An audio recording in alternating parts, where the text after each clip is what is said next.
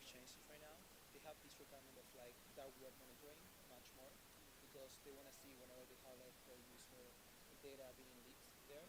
So that's something that we're working on adding right now. Yeah. Yeah. Yeah. Yeah. We don't want to touch like the audit trace audit because it's like a. Man, how's it going? Yeah. Hello, hello. Hey guys, I think we're ready. Hello, welcome everybody to this first panel of Multichain Day. We are here with these great speakers and on the first panel of the day that is called Multichain, the apps and consumer products. So we are going to start with quick introductions from all the attendants here and all the main speakers. So, yep, Blake, do you want to start? Hi, can you hear me? I'm Blake Richardson. I'm one of the co-founders of Superform. We're building. You good?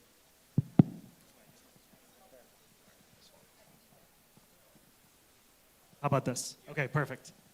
Hi, I'm Blake Richardson, one of the co-founders of Superform. We're building a user-owned neobank. We allow you to earn yield, swap, and we have upcoming card products that will let you spend directly from your earning balance. We've been live now for about 3 years, and yeah, we're excited to be here. Awesome. What's up, everyone? I'm Francesco. I'm leading developer relation at Consensus. That's the umbrella company of MetaMask, Infura, Linea. And yeah, I'm excited to be here. I'm arriving directly from Boulder. We had a crazy like 2-3 days of ETH Boulder. And yeah, we decompressed and we are ready to speak about multi-chain and excited to have this panel today in this kind of like transition to ETHDenver. Hey everyone, I'm Aljaž from Empire. Empire is an EVM wallet that prioritizes user security. We try to support all the latest Ethereum tech, minimize third-party dependencies, and also focus a lot on privacy. The main platform at the moment is a browser extension. You can import EOAs, EOAs upgraded with EIP 7702, or pure smart accounts. Our core goals at the moment are privacy. We are proudly fork for the Kohaku initiative, so we intend to upstream primitives as they emerge. And we also would like to fix the interop on the wallet level as soon as possible. Hello, I'm Wesso. I'm the lead developer at Beefy. Beefy is a 35-plus chain yield optimizer. We've been around for about 6 years and partnered with almost everybody in the industry. Awesome. Thank you so much to all of you. I'm Juan and will be your mod in this case. I'm partnerships and growth lead at Chain Patrol. And in Chain Patrol, we're building a brand solution for companies that have like threats and have like fake profiles and fake social media scams and phishing websites. And we are working towards protecting those users against all of the different problems. So yeah, guys, we're going to start with the first question of this panel. We have started the year in a pretty complex scenario where we have Bitcoin trading below 70K as we speak. We can say that we're in a bear market right now with a lot of like different geopolitical issues and conflicts happening since the start of the year. So the first question I want to ask you all is if this complex environment has changed how you're currently planning your technical product roadmap and your general growth strategy. Sure. I would say this panel is probably one of the best positioned for this type of market condition. Everybody here are building, real businesses with real revenue, and so this is likely not a large derivation in kind of business activities for most of us. So for us at Superform, that just means acquiring more users, focusing on things like growing revenue and expanding to new markets. I imagine almost everybody here will say roughly the same. Brief personal anecdote, previously I was an investor and these markets come and go, so not really overly worried about short-term declines when you focus on what actually matters, which is the core fundamentals of your business. Yeah, I mean, I think everybody saw it. We keep shipping, going more multi-chain. We advancing all our developer tooling and agent tooling because this economy is also will be built by not just humans but also agents. We have something called Smart Account Kits. Is enabling permissions and delegation for anybody, especially for agents. And I mean, on the consumer side, there is a lot of things, right? Embedding technology, successful technology from prediction market to other sub-products. And yeah, so we keep kind of like building for both sides. Yeah, the market price-wise is definitely something that we'd like to see. But in terms of the direction and the goals at Empire, nothing has really changed. We're basically focused on making a great self-custodial wallet. We try to gather a lot of feedback from our core users, which are mainly DeFi power users. We try to do many user interviews, so one-on-one with users to understand what exactly are their needs and just iterate upgrade by upgrade. But the silver lining is that yes, prices are not okay, but adoption-wise and shipping-wise, I think that the industry is doing just okay and will definitely survive. I mean, I kind of feel like DeFi has been in a bear market for like 3 years. So I think part of the problem was that the only real use case that came from DeFi was like token incentives. And so we had a few good applications like, like on-chain lending and decentralized exchanges. But we really haven't seen it kind of take off. And I think it's really hard to experiment in this kind of market because it's hard to bootstrap. I think a lot of the token incentives and speculators, when DeFi was in sort of a boom, you can use token incentives and people were speculating on them and the values kept going up. And so you can onboard more users and you can get more, bootstrap your protocol easier. And I think really now it's really hard to start a fresh concept and to try something new because it's really hard to get people to just even try your protocol. And I think we're even seeing that on blockchains. Like there's a couple, I thought that would be very interesting blockchains, Monad, Mega-ETH that just launched. And I feel like it's even there. We've kind of seen, I think, more of a lull than we thought. People weren't really even trying it. And so I'd really like us to see like an actual innovation in like actual DeFi, like bring some stuff that people are utilizing in traditional finance on-chain, get more institutions in play. I think like the RWAs are very important. So as we see some of that, and then we start to get away from relying solely on speculative assets as like DeFi's core feature, then I think we'll be in a better position. Nice. And on that regard, I'm curious to know because you mentioned like where is DeFi innovation, where we can find this. And there have been like a lot of wallets adding like different shields, native shields directly embedded into them. A lot of like shield protocols also adding like wallet features. And we have also seen things like, for example, Apache Penguins launching like a card solution last week. So what do you think that is going to be the winner of this current cycle? Is going to be the everything app, the all-in-one app that can solve all the different problems for a user?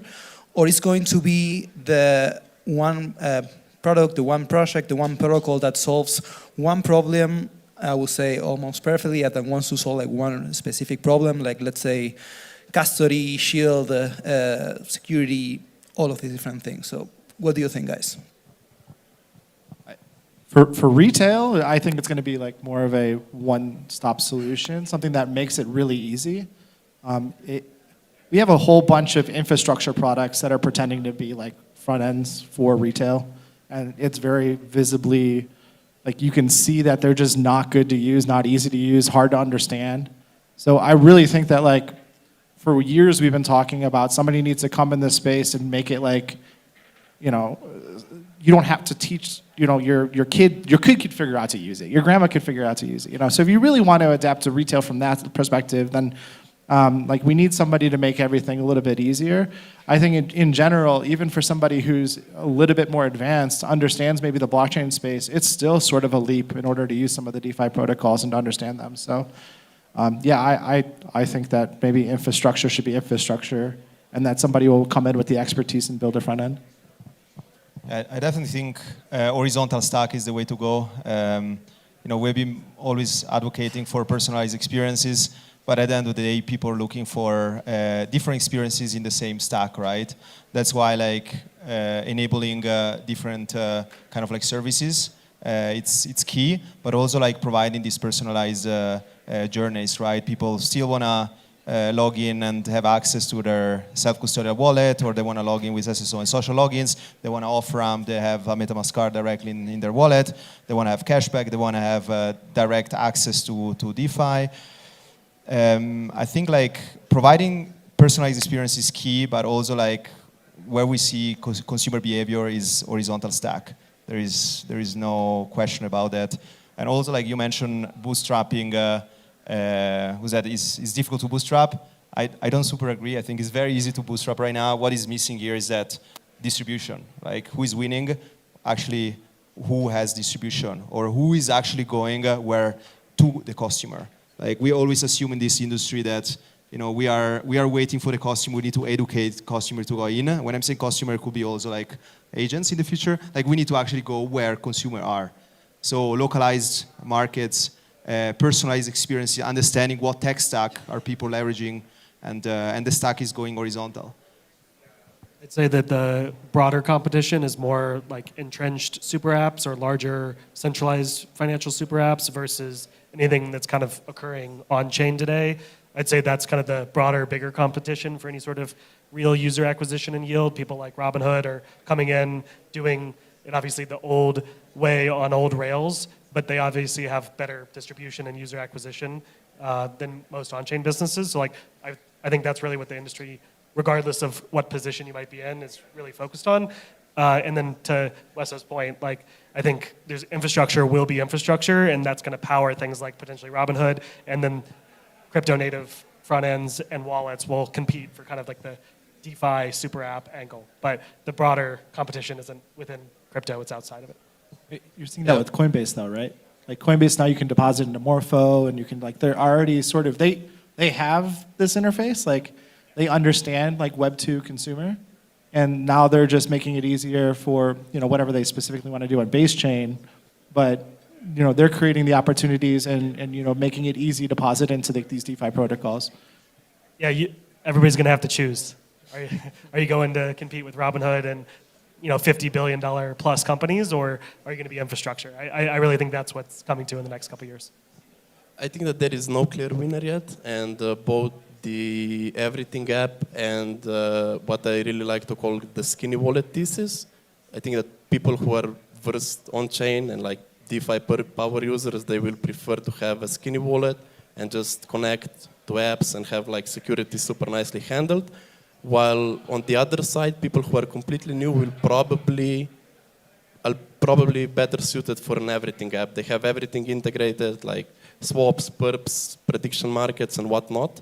So yeah, I think there is place for an everything app and for wallets which are skinny. But we also see a trend of browser extension wallets integrating perps and prediction markets. So I think there is no clear winner, and there is more than enough space for both solutions.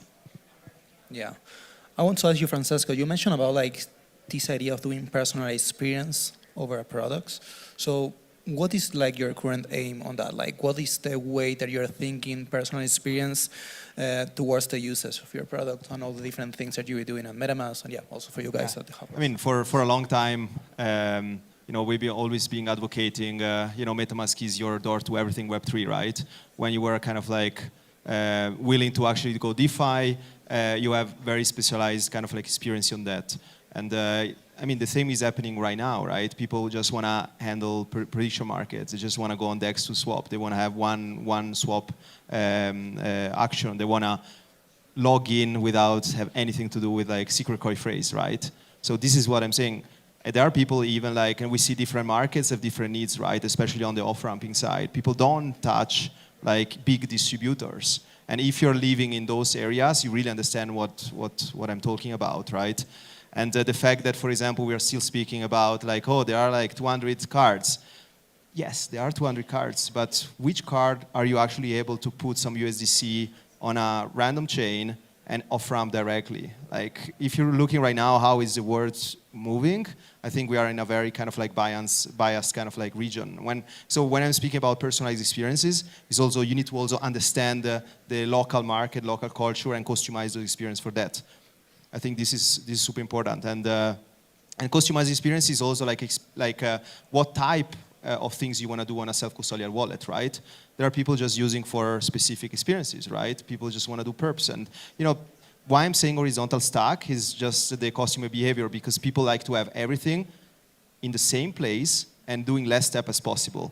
When I entered the space, I was happy to actually like have this friction and align with Web3 value. But the next billion people or agents that are coming in this economy, they are looking for frictionless onboarding, frictionless offboarding, and frictionless experiences.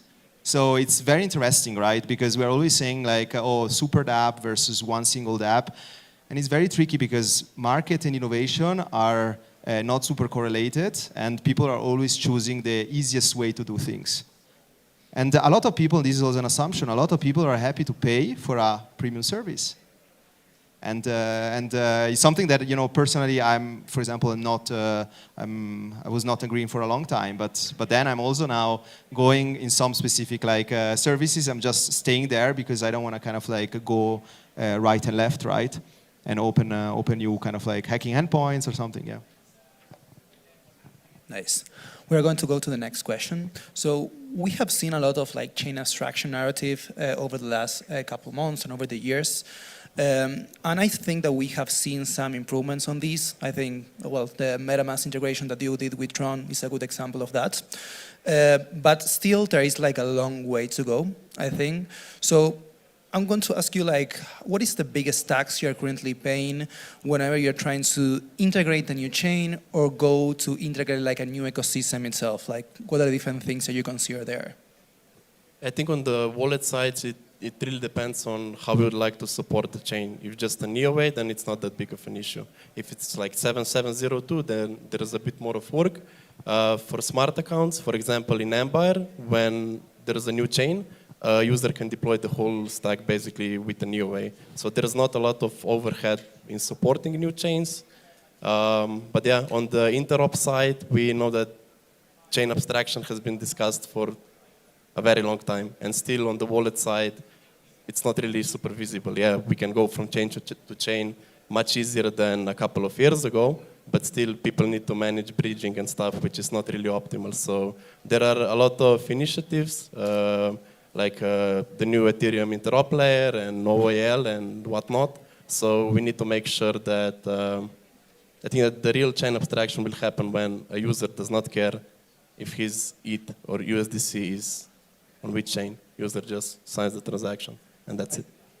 Superform is relatively chain abstracted today, and we've actually received pushback from our users from being too abstracted, which I know might be different than other people's experience, but if you go to the Superform app now, we use 1 inch and across to basically abstract your deposit, and you can go from whatever asset you have into those vaults. But a lot of times people come to say, well, I don't want to pay fees on some other chain because then I have an approval on another chain. Or then they'll say, I actually do want to know that my assets are on Ethereum, not Base, for example. And we do see different user behavior that doesn't necessarily result in a monolith of like chain abstraction working.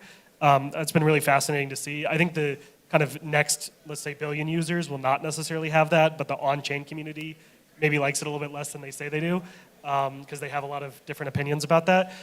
From a technical tax perspective, to answer your question, the infrastructure to create chain abstraction isn't as easy as people say. So like we're kind of limited by the desired UX we have. So we want to maintain a high degree of like, transaction certainty when somebody submits it actually works.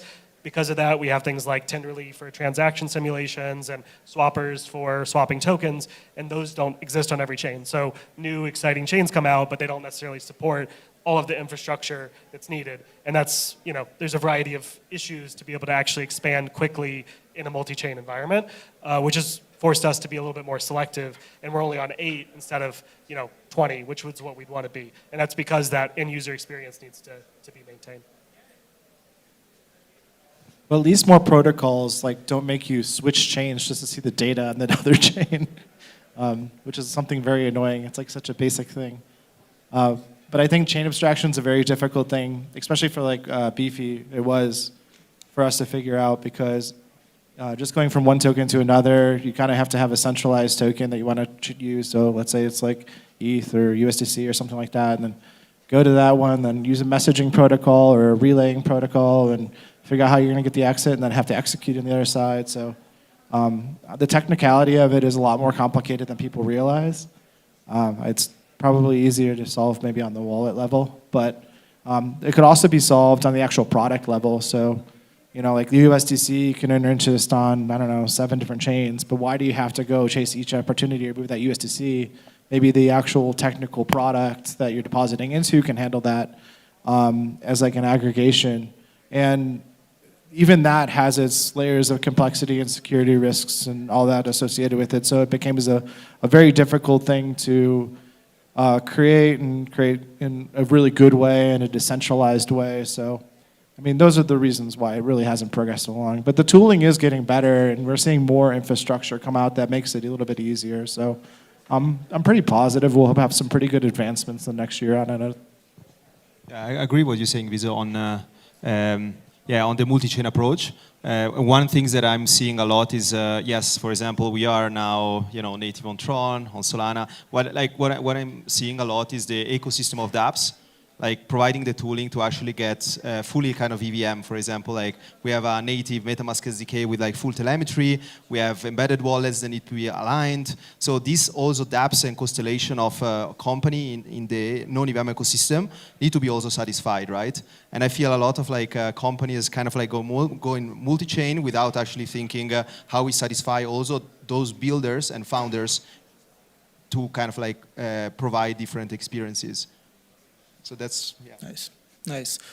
Another question, more regarding like security right now. We have seen like a lot of the apps and wallets moving towards like new permissioning standards, for example, enabling safer approvals, smarter delegation, and so on. So how is security right now, and is it something that you currently have in your scope, becoming part of your user experience in general? Security is really annoying to me because I feel like it's a lot of new protocols take it so low, and it's like the most important base need you can have as a developer is to make sure that whatever you're doing is like obviously done in the most secure way, and every protocol you're interacting with, you know exactly how you're interacting with it, and it gets third-party audits done on it.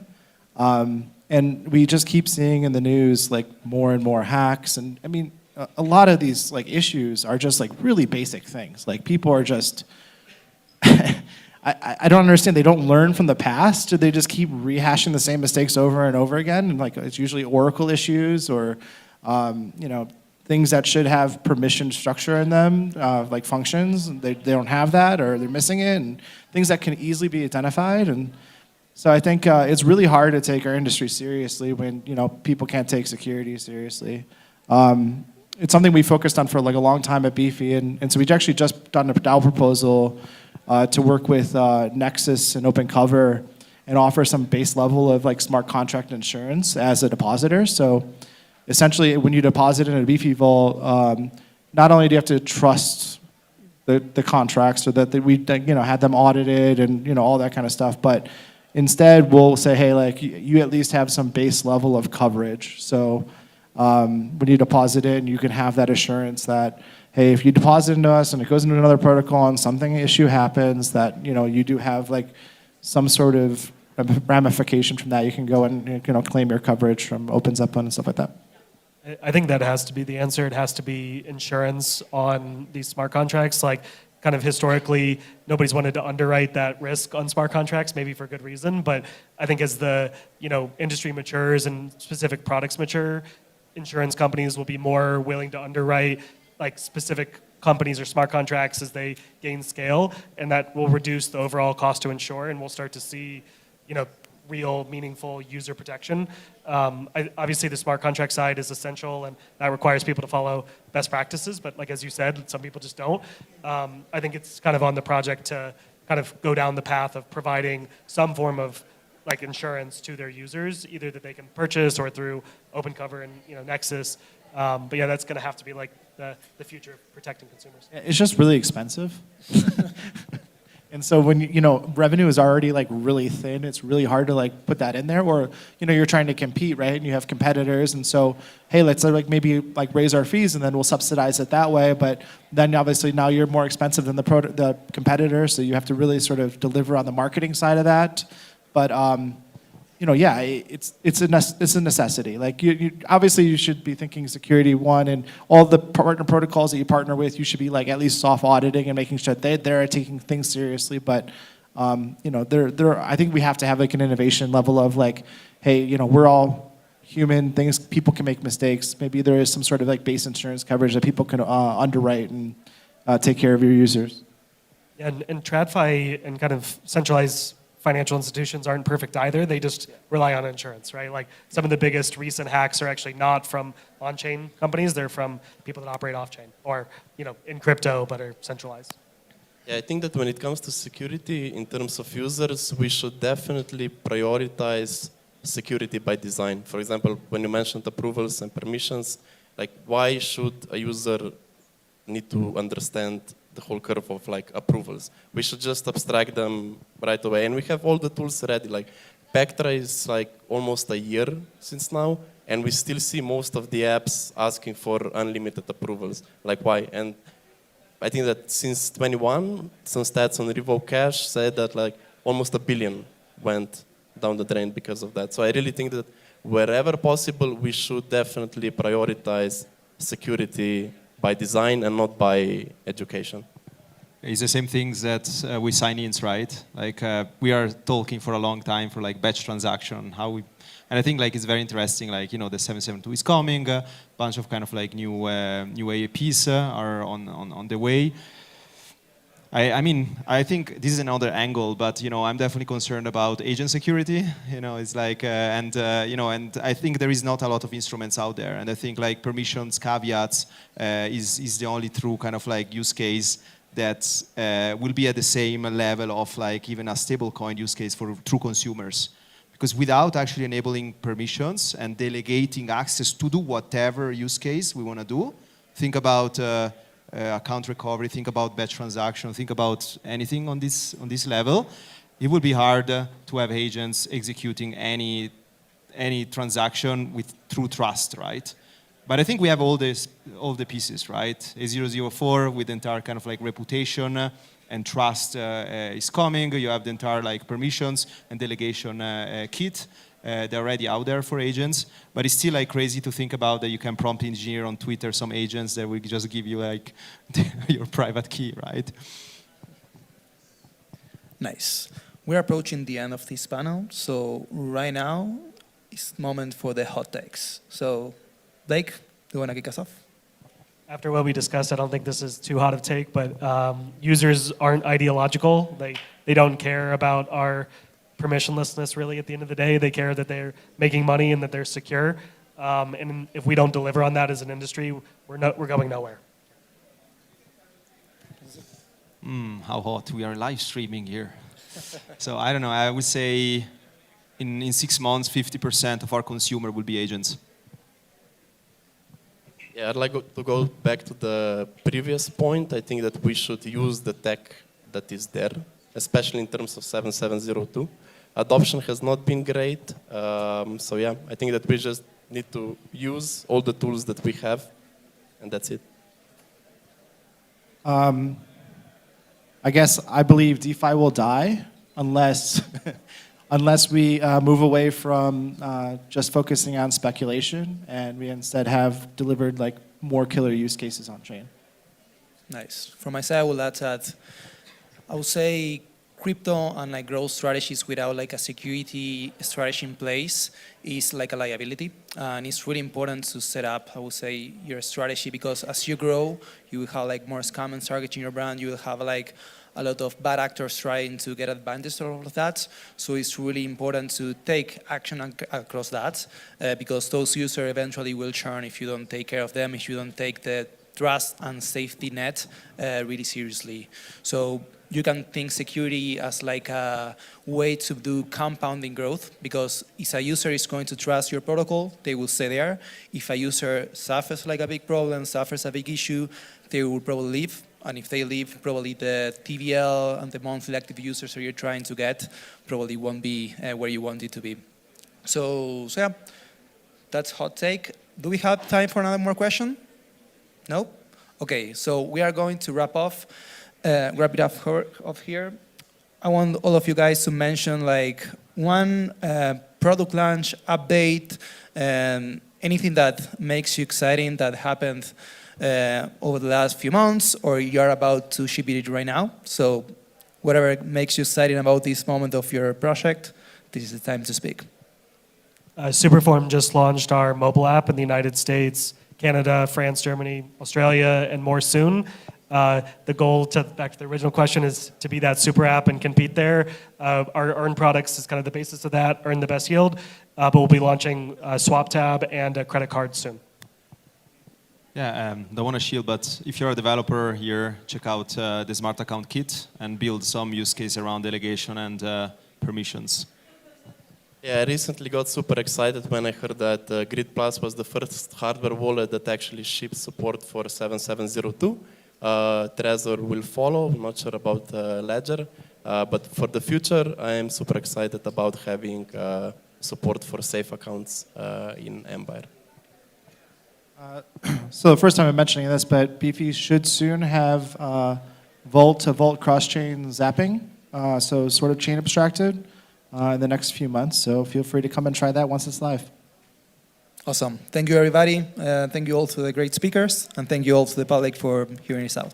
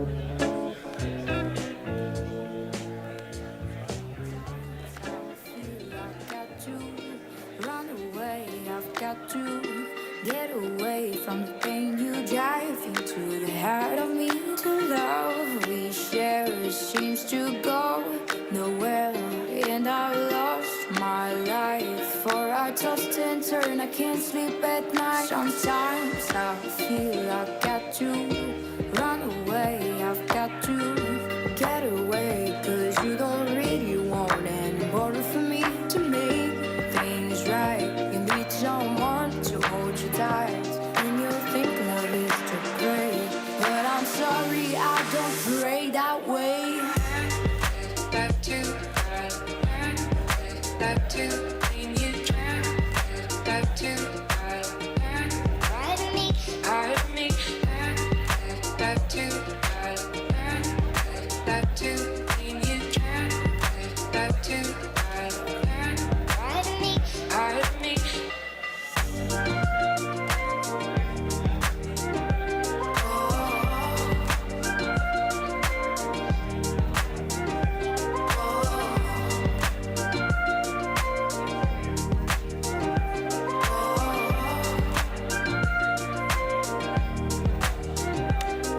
Sometimes I feel I got to run away, I've got to get away from the thing you drive into the heart of me. The love we share seems to go nowhere, and I lost my life, for I tossed and turned, I can't sleep at night. Tainted love, tainted love, tainted love, tainted love, tainted love. Touch my baby, tainted love. Touch my baby, tainted love.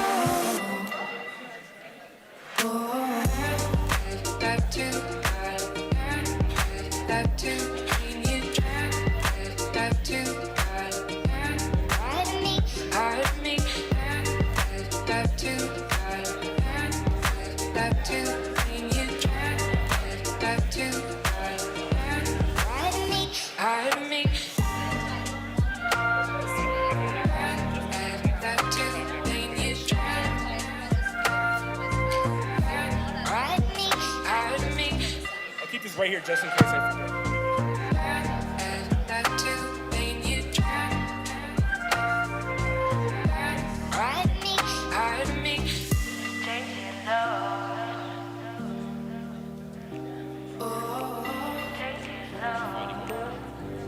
Pretty basic stuff. It's, hey, we're in a bear market. What's up, bitches? What are you guys doing? And it's multi-chain interop stuff. Very focused on institutional onboarding. Everything you buy, everything that. It's just a matter of time. Privacy compliance, everything about privacy is real.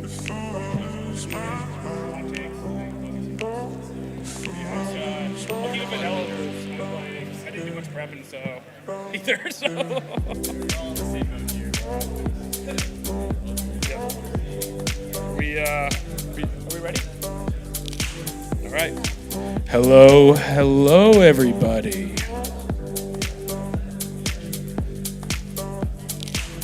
Cool. So yeah, guys, we're really happy to have you at this panel on the DeFi stack, talking about liquidity, a little bit about interoperability, and mostly the rails of onboarding institutions and new partners into the DeFi ecosystem. A little bit about me. My name's John. I lead DeFi at Gauntlet.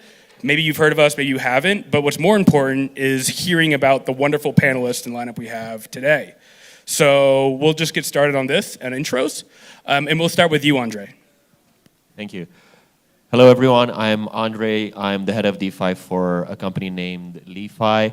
What we do is on-chain orchestration. So in super simple terms, you have an asset on chain A and you want to get that asset on chain B, we will find you the best path. That's the first layer. On top of that, we also build something a bit more complex on through the fact that you can not only take asset from one chain to the other, but you can take asset into an action. So think of you have ETH on ETH and you want to deposit into a Morpho Vault on Arbitrum. So all those actions combined have an underlying piece of tech by which we add a lot of components. So we have solvers, we have DAX aggregators, we have bridges, all added into one API, and we offer this API to the biggest institutions in DeFi. I like to give the example, if you've ever done a transaction in DeFi, it is very likely that you've used LeFi. We're in all the big wallets and in all the big front ends.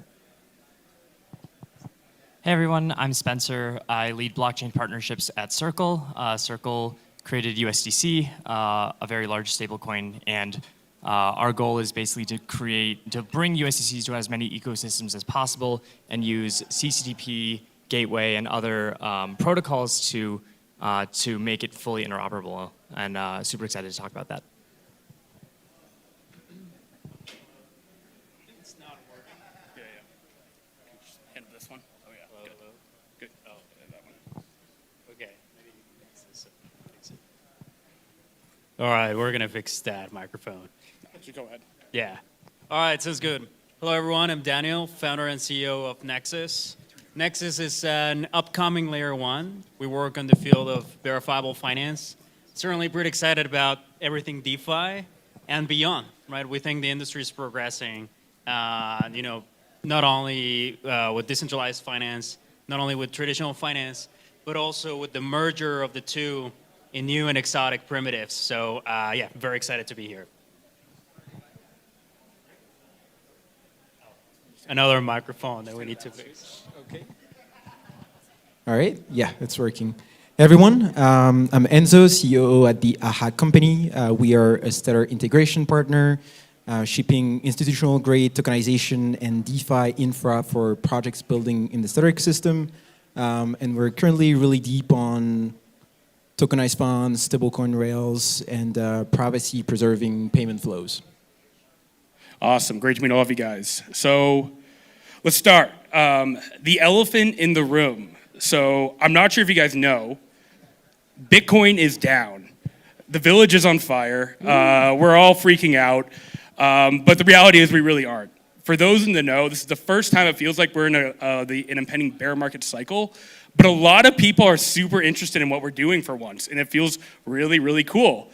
And all these guys are building various infras on the blockchain layer on various different various layers again, trying to think about like how do we, for these new interested parties, what are we building and thinking about that's new that is going to be really attractive to onboard the next billion users in this space, million, billion, pick your number.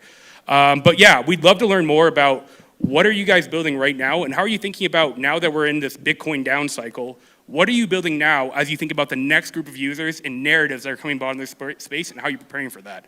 Enzo, we'll start with you. Okay, sure, thank you. I actually didn't notice that Bitcoin was down, so thank you for telling me that. Yeah, so honestly, I would just say that nothing has changed a lot for us with the bear market. Yes, let's use the word. It's simply because our North Star is onboarding financial institutions. And I mean, yes, sure, retail sentiment moves with price, but financial institutions have never been as active as they are right now, and it's probably because they work on multi-year roadmaps. So that's a good thing. But I would just say, and like I know it's an obvious one, but the silver lining here is that the bear market kills noise, and so those that survive will become the default plumbing for the next cycle. So I hope it's going to be the case for all of us, and being there is already a proof of that. All right. Oh, there you go. It's working now. Great, awesome. Yeah. So I think on the price type of comment, I think along what Enzo mentioned, like right now we have the crypto markets sort of like searching their soul, right? Like there is some pessimism, there is some questioning. How do we value tokens? How do we reason about finance? How do we reason about the crazy token valuations that we saw in the past? And I think what we're seeing is going back to the fundamentals of how to value protocols, right? Things that matter right now is the value that you as a protocol produce, right? Whether you're a DeFi protocol, whether you're a more centralized counterpart. Part of what really matters is how much value you create, how much revenue that translates to. And then we're seeing, institutions come in from the side of Wall Street. We're seeing retail reason through how to price tokens as well. And we're seeing, the new concept, so to say, of price to earnings ratios being applied, right, to tokens, right? Which is hilarious to some degree. But I actually think this is very healthy. It's very healthy. It removes, players that, may just be building vaporware, so to say, from the industry. I think we are gonna be going into a pretty brutal sort of like phase, which we are living right now. But those who survive, let's see who that is, will see a very bright future. Hopefully one that is based on sound fundamentals, concrete revenue, and actual protocols that produce value for users. Right? So that's my take. Yeah, I mean, I'll go back to what Enzo said, just focusing on institutional players right now and looking at the amount of activity that's happening there is really remarkable.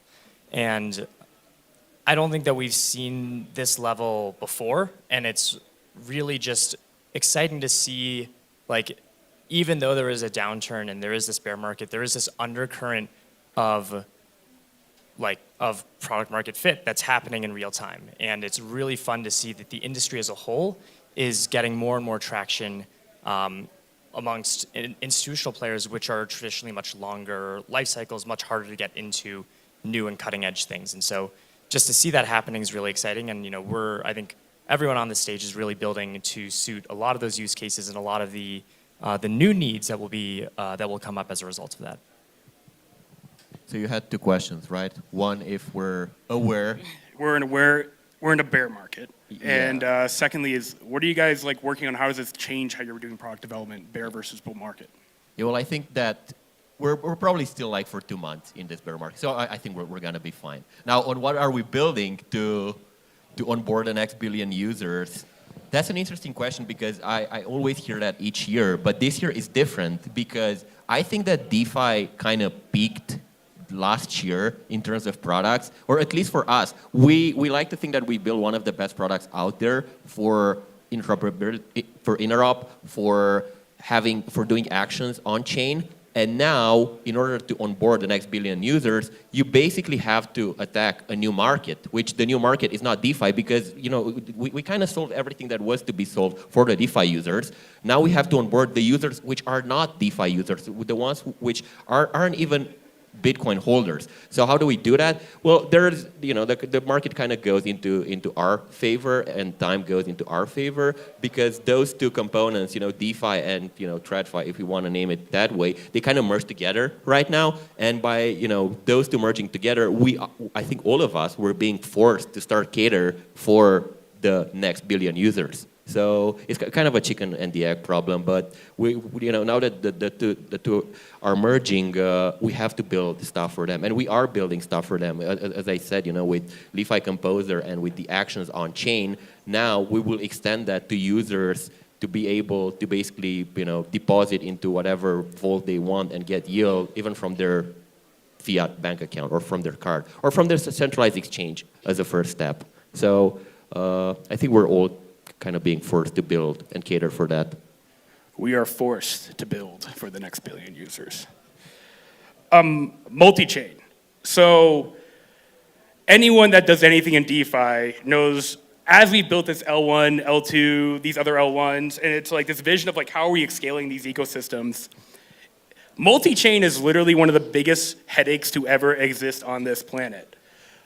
You guys all have to deal with these problems on various layers and in various scenarios and situations. I would love, personally myself, and as well as I believe this audience will as well, what are some different problems you've identified with interoperability? How have you solved it? And what are some major gaps also you're seeing now in interoperability that you guys are looking to solve? We'll start with you, Andre. Thank you. Well, I think for one, interop is solved. Maybe that's a hot take. Actually, the hot take was going to be a bit different, but interop on chain is solved. We don't need more bridges. We don't need a new, we don't need new or scale up layers. So we're done with that part. And why? Because incentives are not aligned. So incentives are aligned for the people that are selling those solutions to the end user, but the end user is the one that gets to basically hold the bag, and the bag is just empty. So that's why I think interop is solved, and we don't need new protocols that are just going to launch a token for the sake of solving interop. We have a very good, we're in a very good point with interop right now. Bridges have evolved a lot. Now we also have, intent-based systems and solvers underneath, which make it even more easier. And for us at LeFi, we work with all those parties, so we have them in our tech stack. So we don't prioritize, one over the other. And that's one of the biggest things for us, neutrality. Even though we're building our own tools, we're not going to prioritize them in any way over other tools. So. The next big problem is not necessarily interop on-chain, is interop, or how do you move seamlessly money from on-chain to your bank account and vice versa. And that's definitely a bigger problem because, in TradFi, they don't have bridges. That word doesn't exist in TradFi. What do you have, like payment rails? Well, probably payment rails are gonna evolve into DeFi and we'll have to find solutions like we are doing right now for allowing users to move their money from their bank account to their Ethereum non-custodial wallet. It's interesting. I think it's a really good and really interesting take and a good take that we have progressed significantly with regard to interoperability. I don't know that I would necessarily agree with the fact that it's a fully solved problem. I think that there's always new systems that are being built, and we always need to build something new to accommodate that system, whether it's a new relayer or a new, there's a new VM that comes up, and so now we need to create a way to make it compatible with our, with another like EVM or with SVM. And I think that there's a certain level of connectivity that has to happen between all the different networks. But I do think that we as an industry have started to zero in on the things that really work. And I think that you're very correct in that sense, where there's a lot of things that are working really well. And we have teams that are building really remarkable products across the ecosystem. So to that question, I don't really see any gaps. I just know that there are inevitably gaps that come up. Yeah. So my take here is actually sort of in the middle of the two of this. I agree with Andre that largely interop is a solved problem on the message passing side of things. There's still a lot of ground to cover. As an example, managing liquidity as when you launch a new token or a new stablecoin across all of these chains, it's still something that you need to do, right? You need to go and talk with the market maker and be like, hey, here's the deal. I want major liquidity in this pools, and then you got to rebalance and so on and so forth, right? So that's kind of complicated.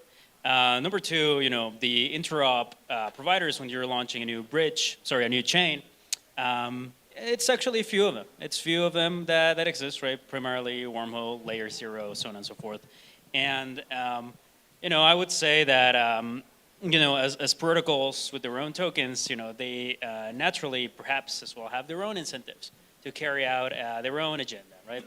Not to criticize them, they are good partners. But I mean, there are some gaps there. Certainly, I would say we're a major L1 chain, so thankfully we're able to work with all of those people quite well.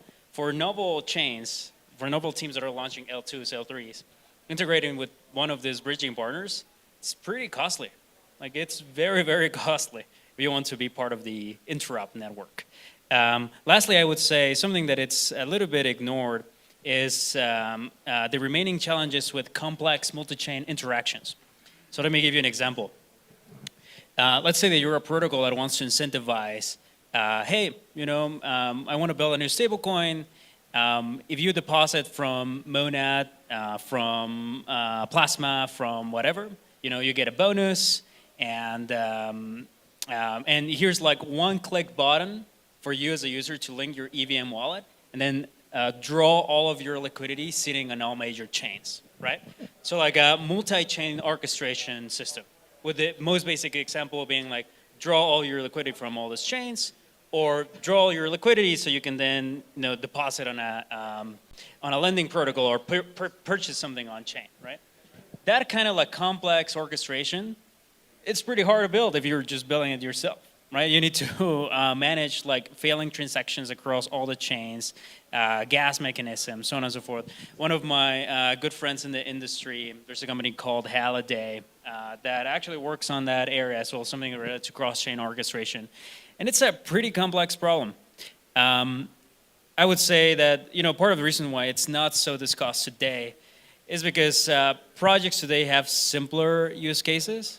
However, as stablecoins gain further and further adoption, right, especially within companies, treasuries, and so on and so forth, this sort of like interoperability problems may be emerging more and more, and hopefully will be solved by existing players, right? So I would certainly think we're not at the end game version of this. There's still a lot of exciting things to do.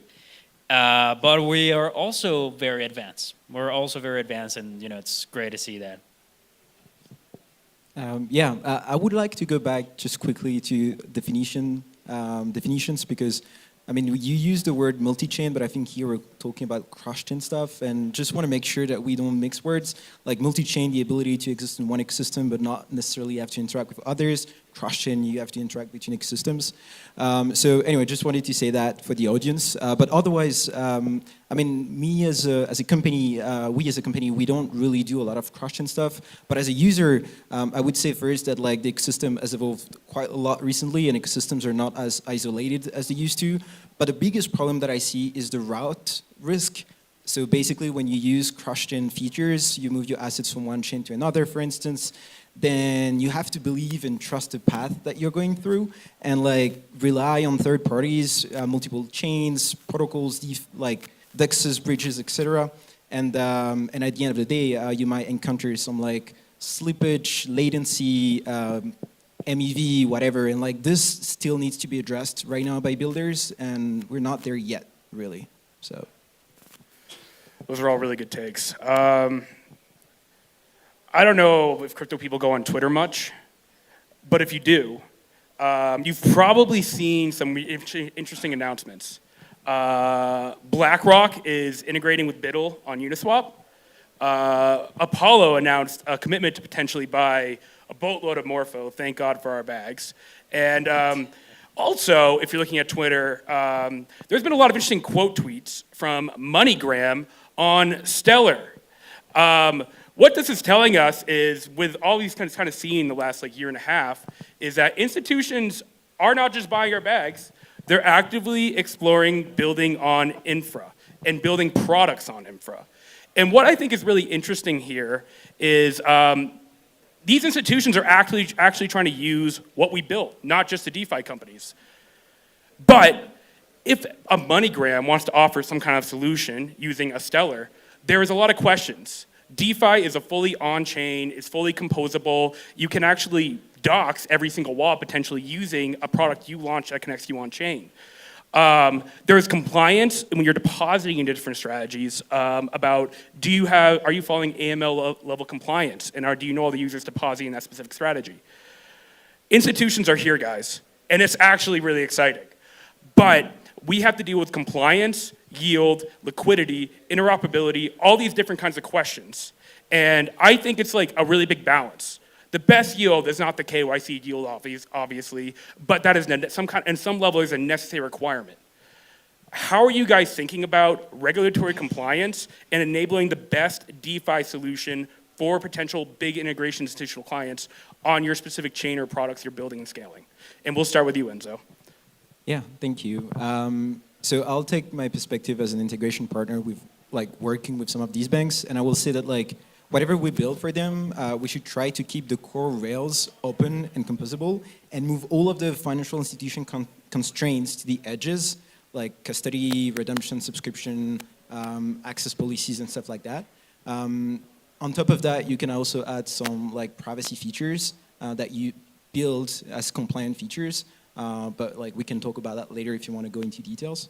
But I think what we have to keep in mind is that although we are working with banks, I mean we're still in the blockchain industry, and so like we should try to like keep some like good rules in mind. And one of them is that there is some like red lines that we shouldn't cross. And so one of them that we follow right now is that when we work with institutions, we don't want to build any hidden controls. We don't want them to have like a backdoor that would make it possible to like rug pull user funds. I mean, we don't expect that from a big institutions, but honestly, like they do require, because of the regulations, some like big accesses and like features in their coins that need to be visible and audited.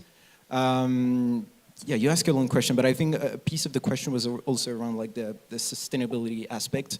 And I will just say that, but like sustainability isn't TVL or emissions.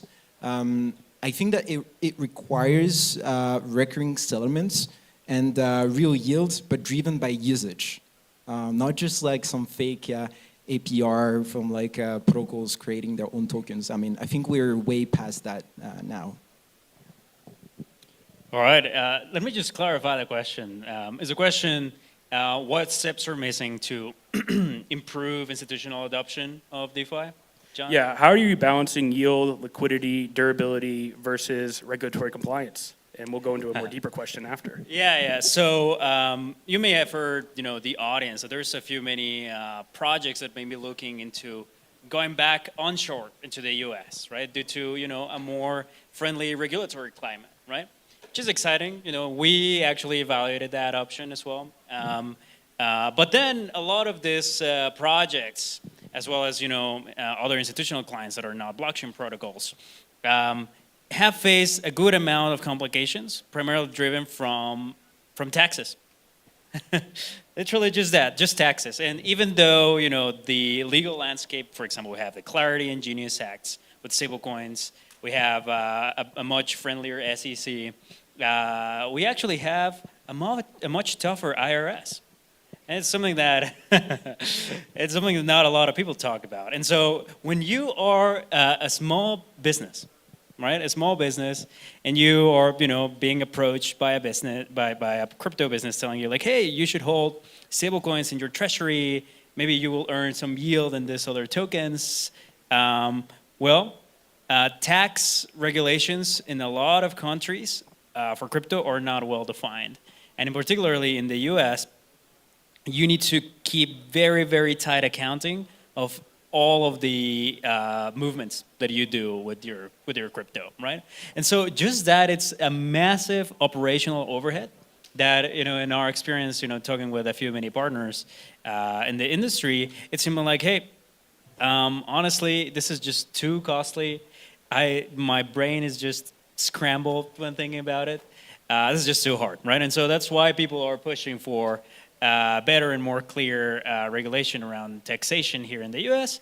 And that's why also we see a lot of, more adoption of this, like crypto payments, like stablecoin crypto payments and other things in other countries that are not the US, right? Because, maybe taxes are harder to enforce over there, right? So, I do think that this is a major, major gap. Thankfully, the US government's looking into that, but for taxes to be amended, that takes time. I'm optimistic, but cautious over there as well.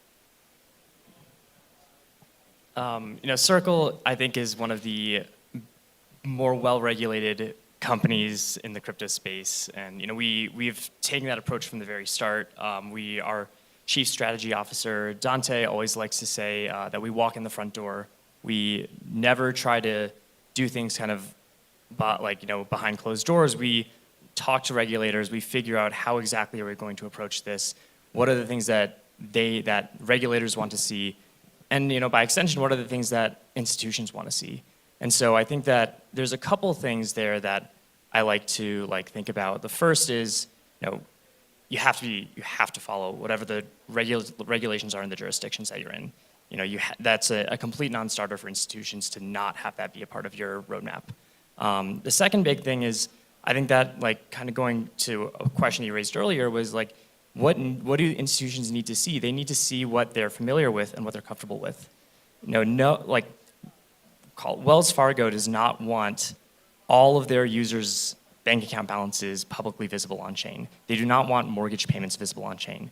And so how can you build privacy elements, maybe not necessarily full anonymity, and maybe not necessarily full confidentiality, but what is the happy medium that can really work? And I think that's something that is, to a degree, still being defined. And then, what are the things that, if you are going to, take a regulatory first approach, what are you missing out on?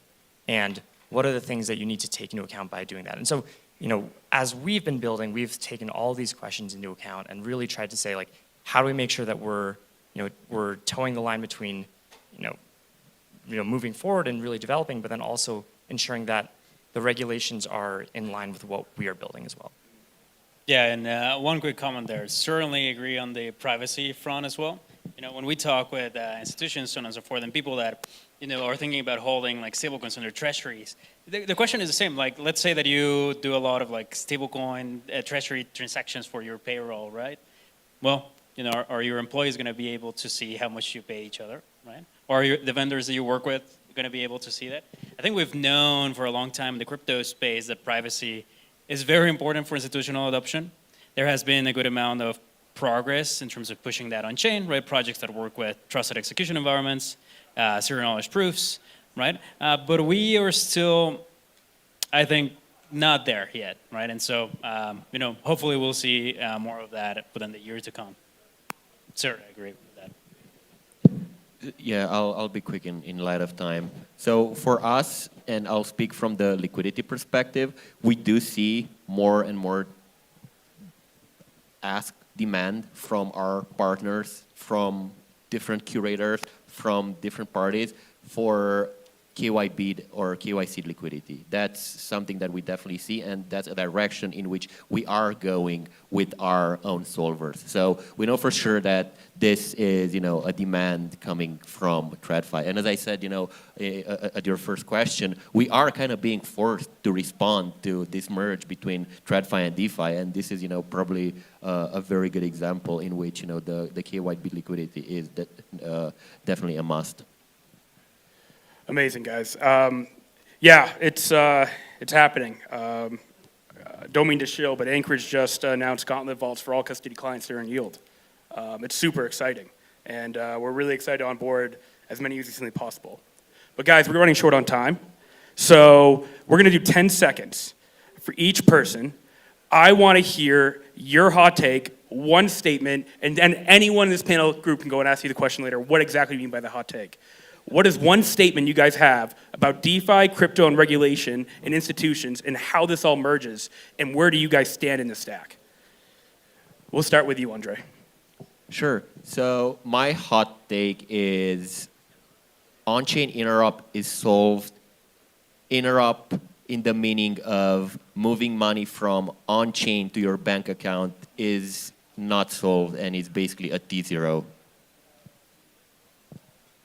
I think for me, it's like, I agree, I think interoperability is the reason why this industry lives or dies. I think that this is the most important thing, and we need to really focus on making this a success. Yeah, my hot take here is that, maybe not that hot either, but that finance is certainly the PMF killer of crypto. We've seen that a lot of other experiments have not worked. And not only that, but the world is no longer, it's now more skeptical. And now sustainable revenues for on-chain protocols as well as blockchains are now necessary, are a must. And what we will see is a renaissance of crypto protocols that are very, very focused on sustainability. And if you're not one of those, then you will not be part of the conversation going forward. Okay, that's interesting. It's actually close to what I have in mind. So I'm just gonna say, and like focused on liquidity and stuff, I'll say that like incentives can bootstrap liquidity, but settlement is what makes it durable. And so I believe that the 2026, 2027 winners will be settlement first, not APR first. And the others will probably die eventually. So let's be open about that. All right, guys. All right, we're going to do one more 5-second question and then closing statements. It's really quick. And we'll start with you, Enzo. Who are the best projects to work with you, and what is the most value you bring to these? We have a lot of builders here that probably want to learn. Yeah, so if you're a project looking to build on Stellar and you want some like architecture design support or full stack development support, then come to me. We'll make it move from ideation to production. Amazing.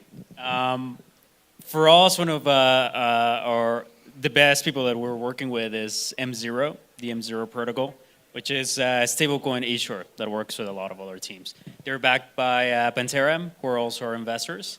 And yeah, honestly, amazing team. I think we'll see a lot more from them. And we're about to announce a close collaboration as well on a custom stablecoin. So stay tuned for that. I mean, we work with hundreds, thousands of incredible companies. If you guys aren't working with us and want to, just come talk to me. We love to build our ecosystem up even more. We work with all the big wallets and all the big DeFi frontend. So if you want to have a solution for moving money from chain to chain or moving money into an action, you can find me here. Thank you. All right, guys. That will conclude what we're doing, over our discussion. And just a quick note, you want to learn about what MoneyGram is doing with Stellar. Great guy to talk to right there. You want to learn about one of the best perp stacks being built in DeFi right now. Nexus is one of the best projects to work with. You just want to talk about Arc or anything really cool about what they're doing for these fintechs, and you want to talk about one of the best interoperability platforms in crypto, you got LeFi right here. Guys, it was great chatting. Thank you for letting me host, and let's have an applause for our wonderful guests. Thank you. Thank you, John. I just did the closing of it.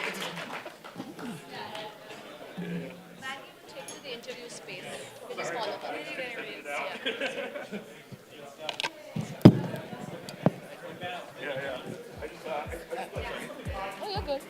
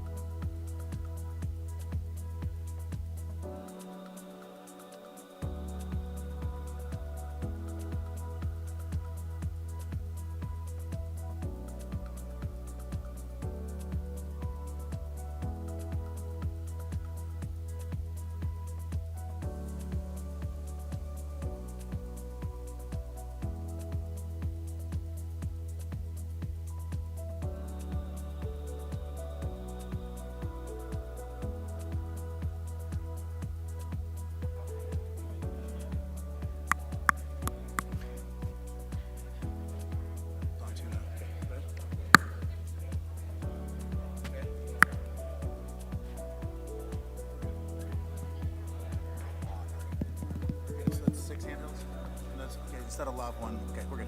Just 2 handhelds for this next piece.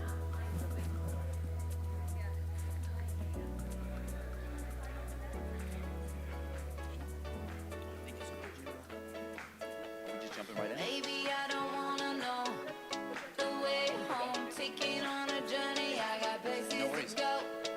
Wanna chase a miracle. It's possible. You just Hold it up here. Yeah. Hello? Test. Hello? Hello. Okay. Appreciate that. Oh, I love the boots, dude. I didn't even see those. Thank you. Those are tough. I had 2 pairs of... Oh. Okay. All right, y'all. First of all, thank you all for being here. Can we get a big shout out for Multichain Day? I know we got, you know what I mean? Sheesh. And to all the sponsors and all the speakers, like this great speaker right here. Garen, thank you so much for doing this, by the way, man. Thanks for having me, bro. Yeah, of course. So I guess let's just get into it a little bit. I would love if you could just give people a bit of introduction about yourself, a little intro about Stellar, and let's dive in. Yeah, so my name's Garand. I work on protocol at the Stellar Development Foundation. Stellar is one of the oldest Layer 1 blockchains. We launched mainnet about 6 months before Ethereum, and we are fully smart contract complete. We have a focus on stablecoin and RWAs, and so we do things a little bit differently too. We don't do proof of stake, we don't do proof of work, but we have our own consensus algorithm called a Stellar Consensus Protocol that has a bit of a different sort of trust framework that makes it, in my mind, more better for institutions and sort of the enterprise use cases. Yeah, I mean, this was something that we had talked about before we started, right? Like my introduction into the industry was the work that you all were doing in 2014, 2015, and the industry overall has changed a ton, Stellar has changed a ton, and I'd love for us to kind of talk about, you know, the idea behind this talk is talking about, you know, this invisible tax that, you know, we're trying to address. Can you talk to folks a little bit about what that is and what Stellar is doing to address it? Yes, so the invisible tax is this thing called MEV, or maximum extractable value, also machine extractable value. And it's basically the profit that validators can generate from manipulating the order of user transactions. And so I think there's some misconceptions about how blockchains work and how proof of stake and proof of work, where how they think that, you know, it's this neutral, you know, entity that's decentralized, so everything must be okay and good. But that's actually not the case. I think in practice, these are very adversarial networks where the validators are actually colluding against users in many instances. And so basically, MEV is, while you are paying a small transaction fee on a network like Solana or an Ethereum network, the actual cost is much higher because while the fee may be low, you are getting sort of worse order execution, and the validators that are operating the network themselves are trading against you. And so from a user perspective, what can they do about that? Well, so not much. I think basically what happens is, to kind of take a step back and explain how MEV works. Please. In proof of stake, every slot or every block, a single node is selected to sort of construct the block and decide what transactions get included and what order those transactions are.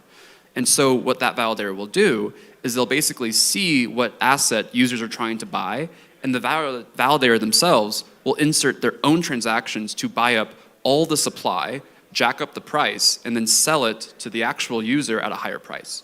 Now, this is unfair because it's not users competing against users, but it's the validator themselves that are producing these transaction sets that look at everything, decide the order, and manipulate the order however they want. Now, after the leader node has actually constructed that block, they then send it to the rest of the network, and that's when you have the voting and everything else. But it's actually a two-step process where you select a single node that doesn't have to ask any other nodes for consensus to actually construct that block, do all the market manipulation, and then after doing that manipulation alone, that's when everyone else gets to see the vote on the block. So while the validation and the voting of the block is decentralized, the actual construction and deciding what order transactions execute is highly, highly centralized on a single node at a time. So this is something we spoke about before, right? Like I think that the gold standard of the industry right now is proof of stake, and you know we're pointing out some very real issues with it. How does Stellar fix this? Like walk us through a little bit of how they can change the standard.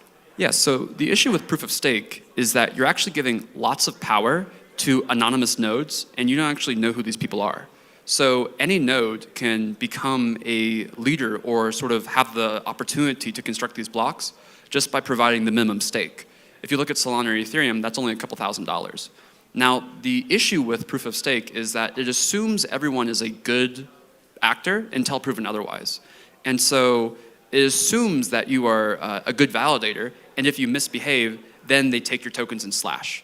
The issue is, MEV is actually not something that's considered bad behavior. The networks don't actually slash if you're doing MEV.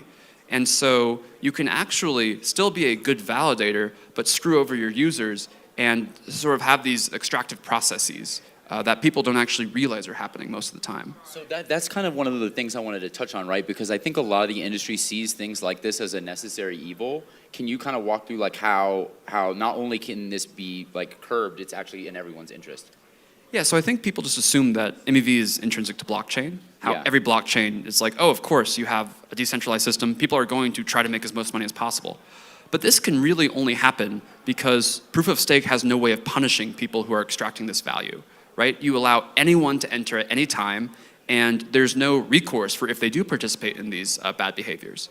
So Stellar works fundamentally differently. We have a consensus algorithm called Stellar Consensus Protocol, or SCP, and what this does is there is no stake and there is no work. Rather, anyone can run a validator, and you actually decide locally who you want to trust and talk to. So if I spin up a validator, I would say, hey, Franklin Templeton is this company that runs Stellar validators. They seem noteworthy because they're a Fortune 500 company, so I'm choosing to trust them, right? And so you basically, it's still open and decentralized. There is no, like central authority who selects what nodes are trustworthy or not, but you locally, on your own validator, choose explicitly who you trust. Now, how does this work for MEV? If I'm running a validator, I don't have to listen to some anonymous entity that just popped up somewhere that may or may not be doing MEV. I can choose the validators I want to listen to. I can choose the validators that get to order my blocks and order my transactions. And if they do try to screw me over and reorder transactions or do MEV, I can just remove them from my trusted set. And so you actually have local authority to sort of do like a soft slash, where you basically say, this entity has lost my trust. Proof of stake has no concept of this, right? Either everyone slashes someone or no one does. And the networks, for whatever reason, well, because it's highly profitable, have decided that MEV is not going to be punished, and so they don't. Whereas on Stellar, you can slash someone locally for whatever reason, right? And so you have authority to actually determine who handles your blocks. That's really interesting. I have a question about that I want to circle back to, but we had also talked about how like there's this kind of back and forth between further centralizing or further decentralizing for one reason or another. And we talked about how there are people who are trying to solve this very issue by going further into centralization, but it really, as we talked about, it adds more complexity and it reduces speed and performance. So just for people that are listening and kind of picking up what you're putting down, like how is it that this is possible with SCP? Well, that it maintains decentralization at the same time, not impacting. Yeah, so I think the whole reason is that SCP is one of the only federated consensus algorithms. Okay. That's a fancy computer science term. But what that means is that there's actually no big group of validators, right? So on proof of stake, there is one set of validators, right? The entire network agrees on who has stake and who has the authority to vote and produce blocks. Now, because SCP is federated, there is no one global set of validators. Rather, every individual node decides who they view as a validator. And then, so long as you have enough overlapping groups, you then are able to have a actual connected network. And so I think it's just a fundamental power switch, right? So proof of stake is very much a top-down algorithm. The algorithm decides who is trustworthy based on stake. If there's some mining pool or some entity that has 60% stake, you have to listen to them, right? If you don't like it, then you have to maybe get the rest of the stake to vote them out, but that's almost never happened in practice. So realistically, if you don't like whoever has the most stake, you have to leave. Stellar works fundamentally differently. Power and control is bottom up.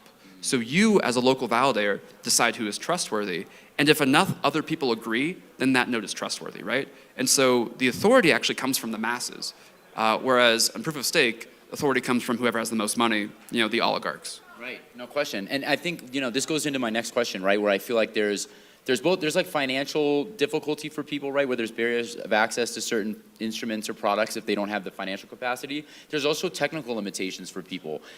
Insofar as like, folks who are using staking for yield opportunities that might not be technical, like how difficult is this for someone who's non-technical to benefit from as well, like the regular retail user? Well, I think it's the crypto degen, if you will, right? Yeah. They are actually profiting a lot off of MEV. And so you mentioned yield stake. Yield stake comes from two different things. The first is from the actual protocol rewards, and then you also make money off of the MEV, right? And so if your use case is to just buy a token, stake it, and maximize your profit as much as possible, Yeah. then yeah, this You're in whole the right MEV place. thing is Yeah. great, But if you just want to, live your everyday life and say, use USDC, get paid in USDC. If you have, a family overseas and you want to swap USDC for Euro Cs or like a stable coin, like a peso stable coin or something like that, then you don't want to, have these high fees. Right. And so if you're strictly a crypto degen and you're trying to optimize for your crypto profitability, then yeah, Stellar's not the place for you. But if you're interested in real world assets, if you're interested in just doing everyday financial product or services in the way that is the least extractive to your customers, then Stellar, I think, is really the only blockchain you can consider because it has this trust model that actually allows you as the product, you as the issuer, to decide who is trustworthy for your customers. I love that. And so there's going to be a new influx of business. I mean, we've all seen this the more that we've worked in the industry, that there's a continuous flow of new builders, small businesses, big businesses. You talked about the institutions coming in. So for, let's say, a small business trying to get involved and who's listening to this talk and is really inspired by it, what's the process for someone to get involved? Well, I think it's pretty easy to start building on Stellar. I think we have a very large ecosystem of on and off ramps. We have an ecosystem of smart contract primitives. We have a great Discord group. We have a grant program. And so I think there's lots of sort of opportunity that once you decide that Stellar is where you want to build on, there's lots of resources for you to start that journey. I think what's most important is that before you start that journey, to really research and understand what you're getting into, right? Yeah. Like if you look at the EVM ecosystem, you have tons of centralization with layer 2s. You have downtime issues. Like for instance, when Azure went down, Base also went down because it was all running, or AWS rather. Right, yeah. And so I think before you start your crypto journey, it's important to understand what the actual incentives are, right? The incentive in these proof of stake algorithms is for the network to make the most money. That money is coming from somewhere. Right. If you're not running a validator and you're just building a product, that money is coming from you. Whereas Stellar is one of the only blockchains where validators don't get paid. There's no incentive, there's no financial incentive. And so that just means that you are actually getting the best bang for your buck. When you are using the Stellar network, you are not being extracted from, and you can just see that from the network itself. That's amazing. Very cool, man. What are some of the other things that Stellar is working on right now that have you super fired up? I think privacy is our number one thing right now. Really? I think we just, in January, upgraded the network to support a bunch of privacy primitives. Nice. So we now fully support confidential tokens. We have ZK verifiers on chain. All the building blocks required for full ZK transaction execution and confidential payments. And so I'm really excited for that. Now, it's still new. The layer 1 primitives are there. There's still a lot of work to be done to build on top of those. Yeah. But we're starting to see some ecosystem folks start building, and I'm really excited for it. I'm really excited too, and I think one of the things that it had me so excited to be doing this fireside with you and just hearing all this, right, is like Stellar's mission has been fundamentally unchanged since launch. Like, I think I heard Vitalik talk about how there's a lot of people in crypto where they're looking at each other as competitors. He's like, we're not each other's competitors. It's the centralized systems that we're trying to dismantle and fix, lower the barrier of access to education, lower the barrier of access to financial empowerment, give people the tools to build permissionlessly. And it's really inspiring that you guys have, you haven't shifted with the narrative, you haven't pivoted, you've stayed 10 toes down to the mission. And how does privacy fold into, if at all, with this, basically stopping of MEV? Well, I mean, I guess for the MEV, it's not really particularly related. Right. So MEV primarily targets like trading, right? As well as some other sort of like purchases. Like for instance, like if you have tickets online, someone can snipe the ticket and upsell you for something like that as well. But for privacy, we really are focused on it just for everyday financial use cases. So payroll is a big one, right? We love stablecoins. We've been doing RWAs for over a decade now, way before they were cool. And it's very difficult to do payroll when how much you're paying all your employees is public. And so I think just confidential token transfers to be able to pay employees all over the world in US dollars is super powerful. Agreed. And I think that's a high priority right now. Agreed. Now that's really beautiful, man. So it's the kind of thing, just if I'm picking up the through line, I'm someone who's participating in Stellar. I'm running a validator. I'm participating in the growth of the network. And at the same time, I'm able to do private transactions, right? If I then wanted to benefit from MEV, I could use what I've earned and done here and go across. But you basically have the option for both, it sounds like, where you guys are saying, look, MEV makes sense for the people it makes sense for. We're providing a pathway for the people who it doesn't. Well, I think again, if you are the one extracting the value, it makes a lot of sense. Yeah, right. Exactly. If you want to make a market maker, if you want to run a high frequency trading hedge fund and front run people, be my guest. Yeah. That's not what we're building with Stellar. And I love that, man. And you guys have never been that way, and I love that you've never changed. And shout out to Stellar and shout out to the builders that are doing it right. That's fucking amazing, man. I appreciate Thanks your for time. having me, bro. Is there anything that you want to say to the audience before we step out? No, you can always follow me. I'm on Twitter at GTTYSON. You know, I always post lots of spicy takes like this one on other consensus algorithms, and I love talking about crypto, so let me know. Can I ask for one spicy take before we leave? What's the spiciest take that you've had in like the past week or two? I don't know if it's spicy anymore after Vitalik's post, but L2s kind of suck. Walk me through it. Kind of pointless. Walk me through it. Let's get it. We're recording this. Well, I mean, okay, like, just build a better L1, you know? Like, we have high TPS. We don't need an L2. So, I don't know. I just feel like, yeah, you need an L2 if you're, you know, Ethereum can do 20 transactions a second. You know, we have 10 times that on our daily average. So, you know, what's the point of an L2 if you can make a good L1? If you new age builders listen to this, they were planning on building an L2. They're like, shit, it's time to pivot. What is the opportunity that you see in the industry right now? What's not being built that needs to be built? I think end-to-end products, right? I think there's lots of very interesting stuff in the space where there's different, you know, yield-bearing protocols. There's lots of smart contracts. But I don't think we necessarily need smart contracts. We need applications, right? So that smart contract or that application might require a smart contract.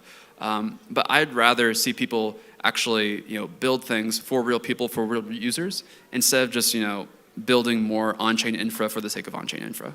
Yeah, I'm with you, man. And for folks that are listening to this and they were like, God damn, Stellar's lit.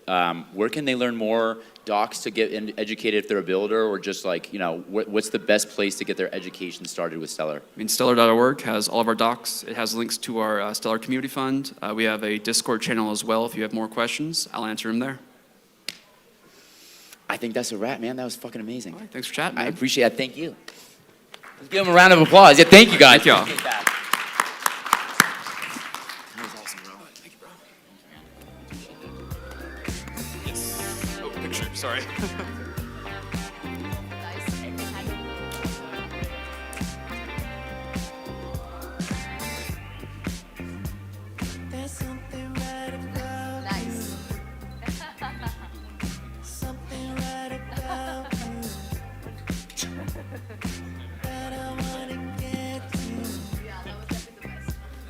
Stuck inside my head, keep my cool. When you here by my side, keep my mood. Now everything's in line, ain't no way that I'm changing my mind, ain't no way. Can I replace all your 15 or 15? Okay. Can I replace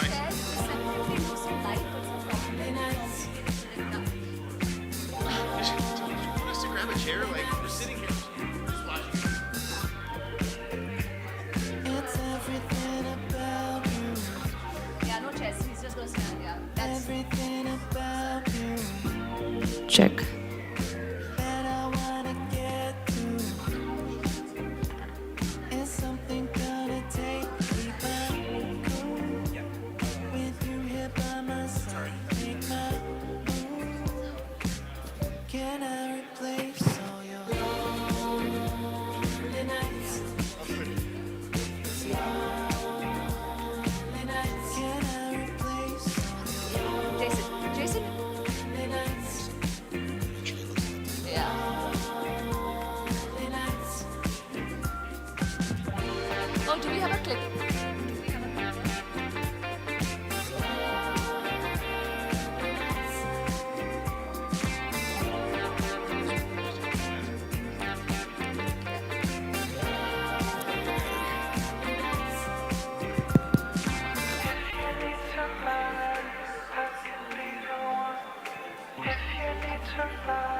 Right now, just a little clip of your presentation.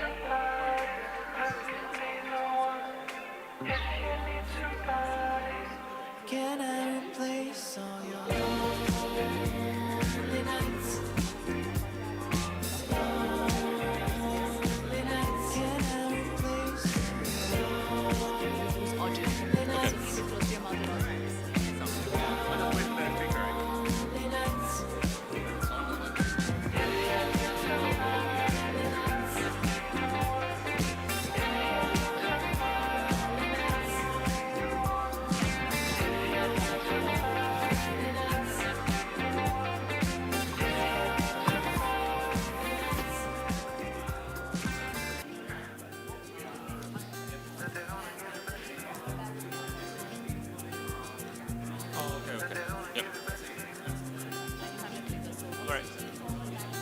Okay.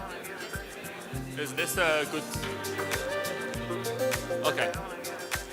You don't want me to block the screen, right? That's fine too. Okay. All right.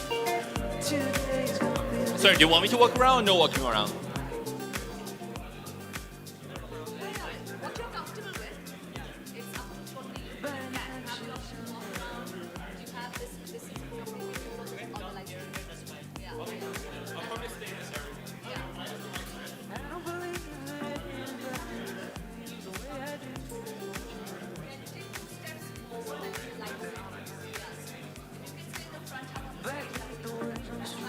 Oh, here?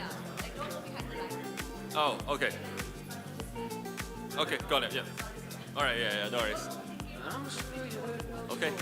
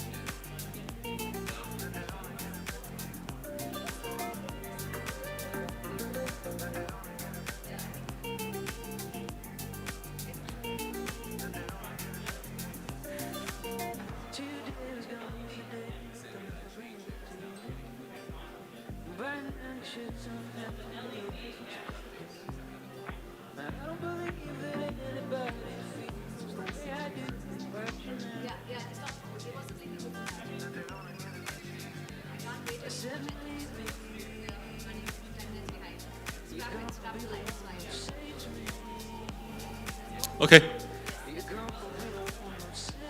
All right. So keep that on, right? Okay, sounds good.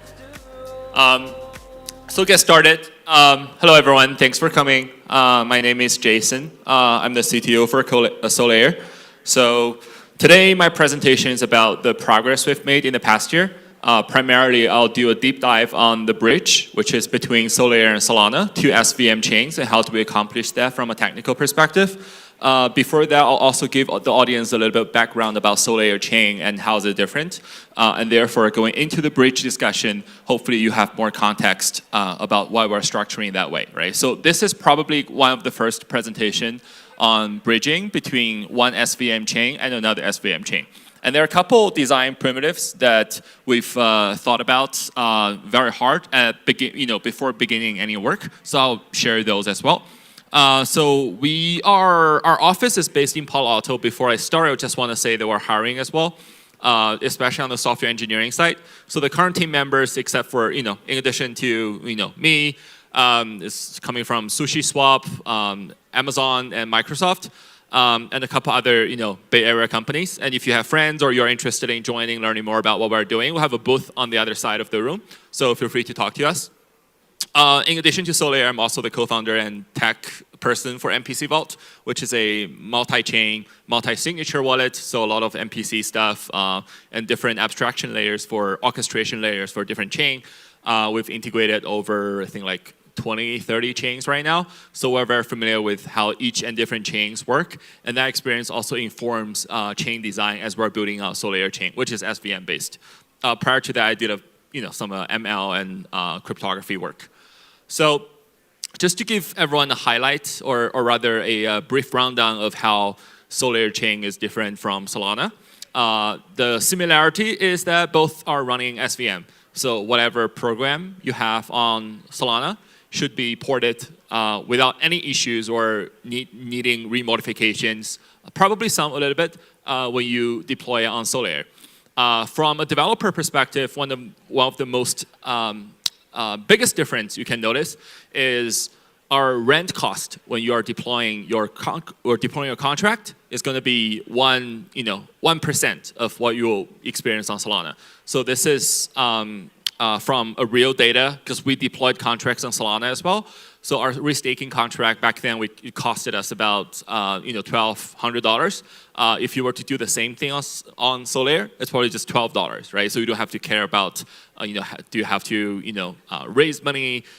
Do you have to hedge somewhere in case the Solana goes down? So all these improvements are made so that it's more developer friendly. And even if you want to just start experimenting with some contract deployment and you can't really get the faucet to work on Solana, because Solana DevNet faucet is actually pretty, it's not very stable. Feel free to come on to Solaire and then deploy a contract here. You should work exactly the same way, right? And there's also, for deployment, you'll also notice, which is part of the characteristics of having this high throughput, is that your transactions wouldn't fail. So if you deploy on Solana, you'll notice that sometimes you have to retry, and the retry logic isn't very explicit. You have to do it manually. So you have to retry it 3 or 4 times in order to fill the buffer, to get all the program uploaded, and then you switch the entry point of the program. But on Solaire, you'll notice that the second you key, you just start pressing the keyboard, things should complete in under, like, let's say 1 second, right? So that's generally what we have been experiencing from a developer perspective. The average inclusion time for a transaction is much lower, and we don't have MEV. So the ideal use case is, for example, if you want to have a trading system set up, either meme coin or RWA assets, you don't want to have any front running. You can come to Solaire because we operate a mega sequencer. If there's any front running happening, you can prove that there's a dishonest mega sequencer, right? You can report it to the community and actions can be taken. But we don't have a typical POS system where everyone gets to become a block builder. Now, I think just like what the previous talk has mentioned, there are pros and cons with it. One of the cons is that you can get exploited because people with a lot of stake have the power of including a lot more transactions because they get more block space, and we can reorganize the sequence of transactions to extract value from your transaction. For example, when you're doing a swap, they can put their swap transaction before you and then do a counter swap, like swap back the asset after you swapped. So effectively, that would increase the slippage of your transaction. So no MEV is also a very important point that we want to stress here. And then the other part is about throughput. Through our mega sequencer design, which I'll touch upon later, we're able to achieve a sustained 300,000 transactions per second on the mainnet that's currently live. So you guys can experience it, how that feels like, and the latency, and etc. Now, if you ask me, the most common question I get is, Solana is already pretty fast. Why are you guys building a faster and the chain with higher throughput? What's the use case? Now, the answer is, given what I said earlier, could be, I think it's pretty obvious. There are lots of things that are not covered by Solana. First of all, different parameters of the costs. Do you want to have, for example, gas fee rebate? Do you want to have your own sovereign state? With our SDK, we kind of support that as well. Do you want to have a consistently low transaction inclusion time without MEV risks, right? Running MEV risks. So these are the things that were very different from Solana.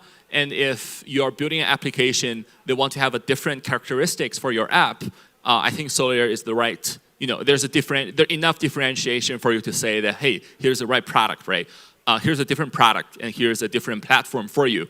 In addition to, the commonality is that, of course, there's the same SVM language, right? But the deployment platform will decide on a lot of other things, such as MEV, and so on and so forth.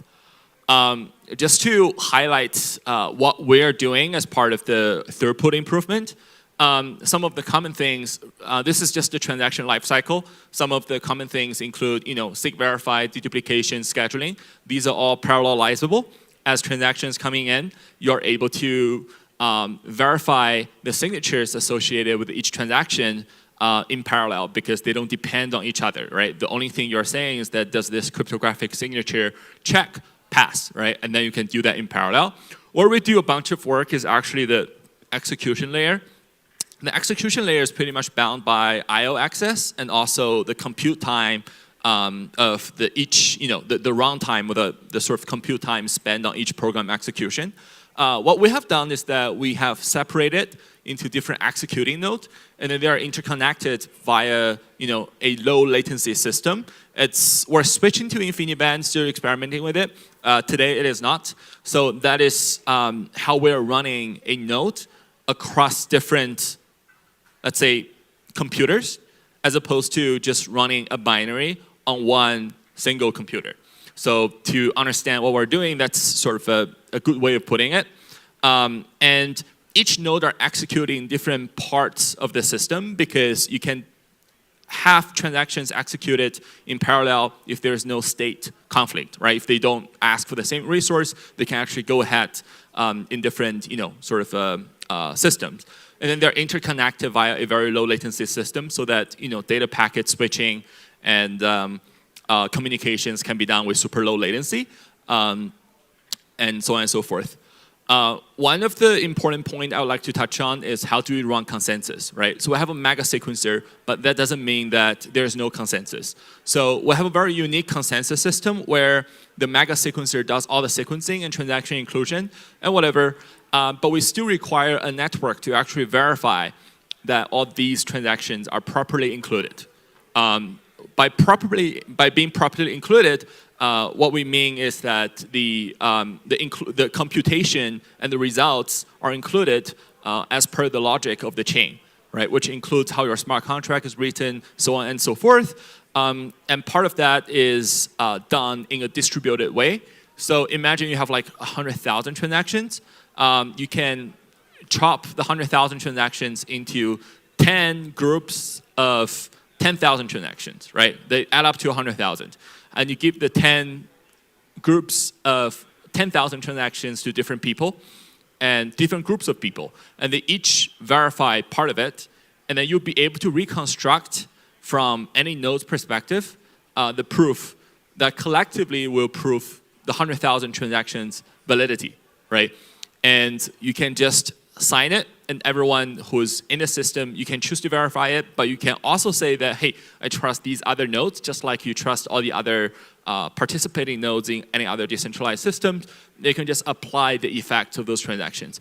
Now, the idea there is that applying the effect of a transaction is much simpler than applying the transaction itself, because you have to run it, you have to verify it, and that would include all the scheduling, I/O access, bottleneck, and etc. But if you're just applying a transaction, it's like you're downloading movies from the movie sites where you're just writing things onto the disk. You're overriding the state. You don't need to you have to do checks just by checking the proof. But you don't have to run the transactions, decode it, sequence it, and then check if that's valid against another source of against another sort of version of the database. So I want to cover how we're doing bridging from SVM, Solana to Solaire. There are actually 3 steps. The first is what happens on the original chain, and then the second layer is the Guardian network, and the third layer is the destination chain, right? So these are the high-level overviews, but I'll skip to the more detailed page. So the token mapping is what we've come up with to be one of the important primitives, because we don't want the bridge guardians to operate with their own state. So we want to construct a system where there's, for the guardians, we're actually moving the data from one chain to another to have as limited of a state requirement as possible, right? Basically, you can spring up your system with a private key because you're somehow trusted and you're verifying the system with that. With that key, and you don't have to download whatever database. You can just boot up the system, click start, and then it should run. That's how simple it is. But where should all the data be stored, right? The data should be stored on-chain. And probably every single data that's required as part of the bridging operations done by the Guardian network would be deterministically calculated. And they can be derived as opposed to stored and then fetched. Right, so that's something that we're trying to create from this entire system. So the token mappings would have the mint address on Solana and Solaire. But more importantly, the PDA derivation is actually deterministic. So you'll see that the token info PDA account, which is what you use to query this piece of data, is also deterministically derived. So even right now, taking out my laptop and running a Python script, I'll be able to calculate where I can get this data given any two mints on Solana and Solaire. So if you're moving something from Solana to Solaire, the Solaire mint is also deterministically calculated, which I'll show the equation later. The rough process in terms of going from Solana to Solaire and going back from Solaire to Solana is this. Going to Solaire, it's lock and mint, and going from Solaire to Solana, it's burn and release. And there are specific stuff that we have put in place. From Solaire to Solana, in terms of the burn and release flow, we've also added a step number 5, which is a rate limit check, what we call bridge cap. And we do this for risk purposes. If the certain amount of value that's flowing back to Solana exceeds a certain value, you might trigger a manual investigation. It's actually a time lock. So past that time lock, the money will be able to go back to Solana automatically. But if anyone raises a red flag about that transaction can be stopped. And this is because if you analyze all the hacks out there about bridges, the most important thing is you can fabricate a proof and submitting to the original chain bridge such that it tricks it into thinking that I can release all the funds to a certain address.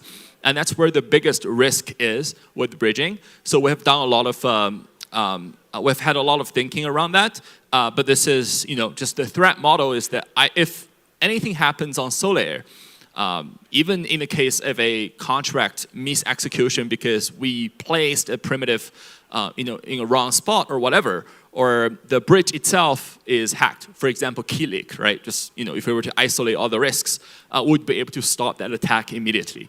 And this is one of the most important considerations of building a bridge. So just now I said about, how do you get target mint? And this is more of a, a specific way of calculating that program-derived account.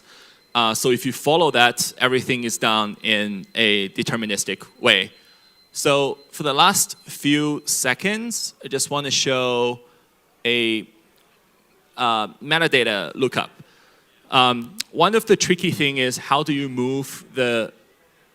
also include the metadata when you bridge the chain over, right? So there has to be a lookup process. And the lookup process is such that on Solaire side, we actually check if the token is bridged. And you can do that, again, in a deterministic way. So there's a function which you can call, it's called isMint bridged token. And the way to check it is to check if the mint authority is the bridge handler. And if the mint authority is the bridge handler, it means that you're able to determine that this is a bridged token, and therefore you should follow a bridged token metadata lookup. And if not, there's a native token metadata lookup. So there are a couple slides. I think the slides will be available for you guys as well. But here's a more of a longer version of exactly what happens under the hood. And with that, that's my sort of presentation. I'll be around at the booth. Happy to talk to you folks who have questions. Thanks.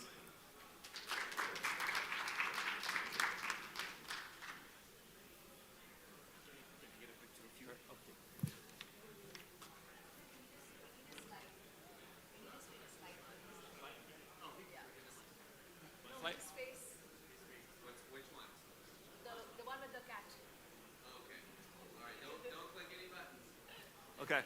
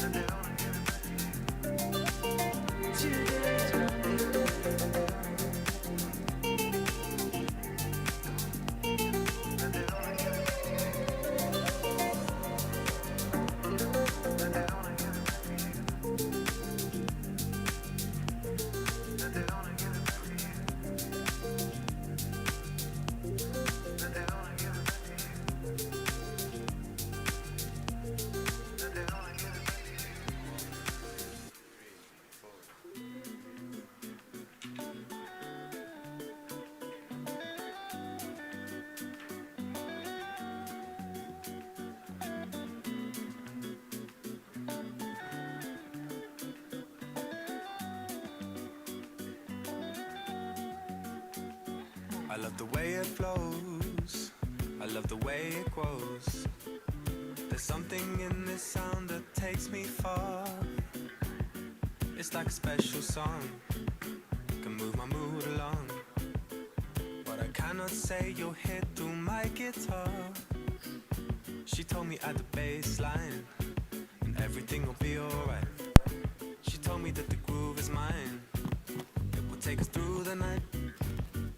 And where I'll go, can't explain, I'll never know, but it's beautiful.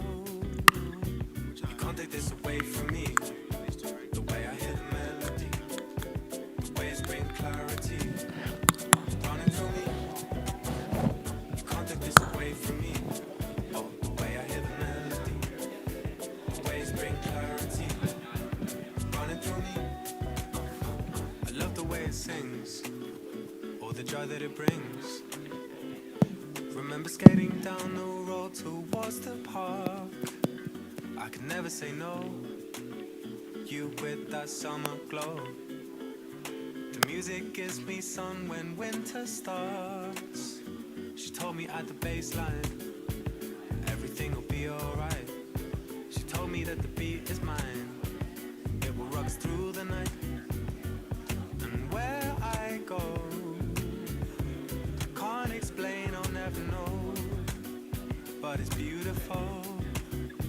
You can't take this away from me, oh, the way I hear the melody, the waves bring clarity, running through me. You can't take this away from me, oh, the way I hear the melody, the waves bring clarity, running through me. Hey, you can't take this away from me, the way I hear the melody, the waves bring clarity, running through me. Come on, y'all. You can't take this away from me, oh, the way I hear the melody, the waves bring clarity, running through me. Yeah, it's running through me. Yo, I wear notes like coats, blues like dudes, warmth in the rhythm, soul that glues, the bounce to my bones, jazz in the spine, the hop is my home, rap is my grind. We riding on the backside of life, we dance. She threw me a chance, my hands in my pants, actually my pockets holding me tight, whispering a dream I can hold in the night. Look tight, a rhythm that's throbbing my vein. Wake up and write it on the pad, the pains like church, the organ will invite the tears, like birth, the crying let you know I'm here, held by the song that gave me a name, dressed by the verse that gave me a claim. It's just bass in the line, safe to inhale, and if you live well, belong to years, and stay you will be. A timeless octave to play for the tree, it's rooted in every single nerve in me, the nerve of he who ignores the key, the music that opens the mind to be free. Whenever your hot head it pours you a breeze, beneath the clouds you allowed to see, in clarity, through harmony, someone harming me, that won't be done. I stand protected by the laws of fun, I am perfected through the rhymes of run, walk it this way and leave the party stunned. This music, it launched me with no aim, I've landed on some plane, where I am I can't explain or never know, but it's beautiful. So you can't take this away from me, oh, the way I hear the melody, the waves bring clarity, running through me. Come on, y'all. You can't take this away from me, oh, the way I hear the melody, the waves bring clarity, running through me.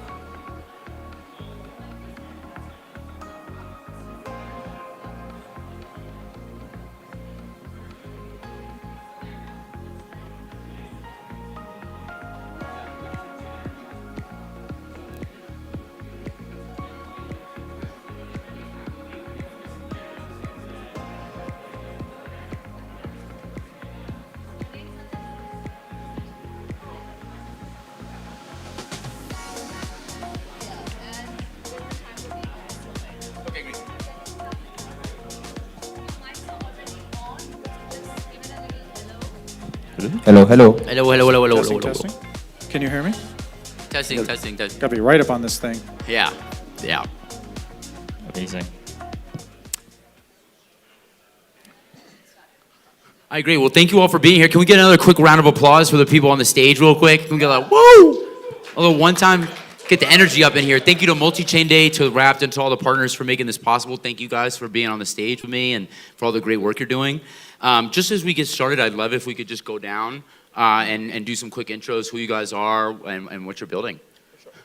Hey everybody, my name is Kanishk and I run the DevRel team here at Across. My focus has primarily been to make sure that all our partners, our integrators, and our lovely developer community are well supported when they're trying to build literally anything. I'm talking perpdexes, I'm talking a dex swap, I'm talking literally any app that comes to your mind.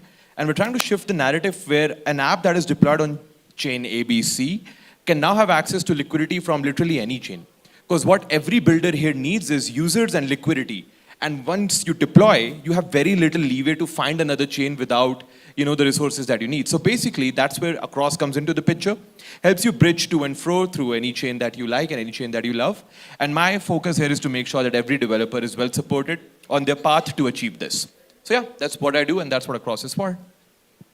Hey everyone, I'm Josh. I lead product at Solair. A bit of background about Solair. We're a hardware accelerated chain. We're layer 1. Built a lot with Solana technology, but we kind of use hardware acceleration to make it go really fast.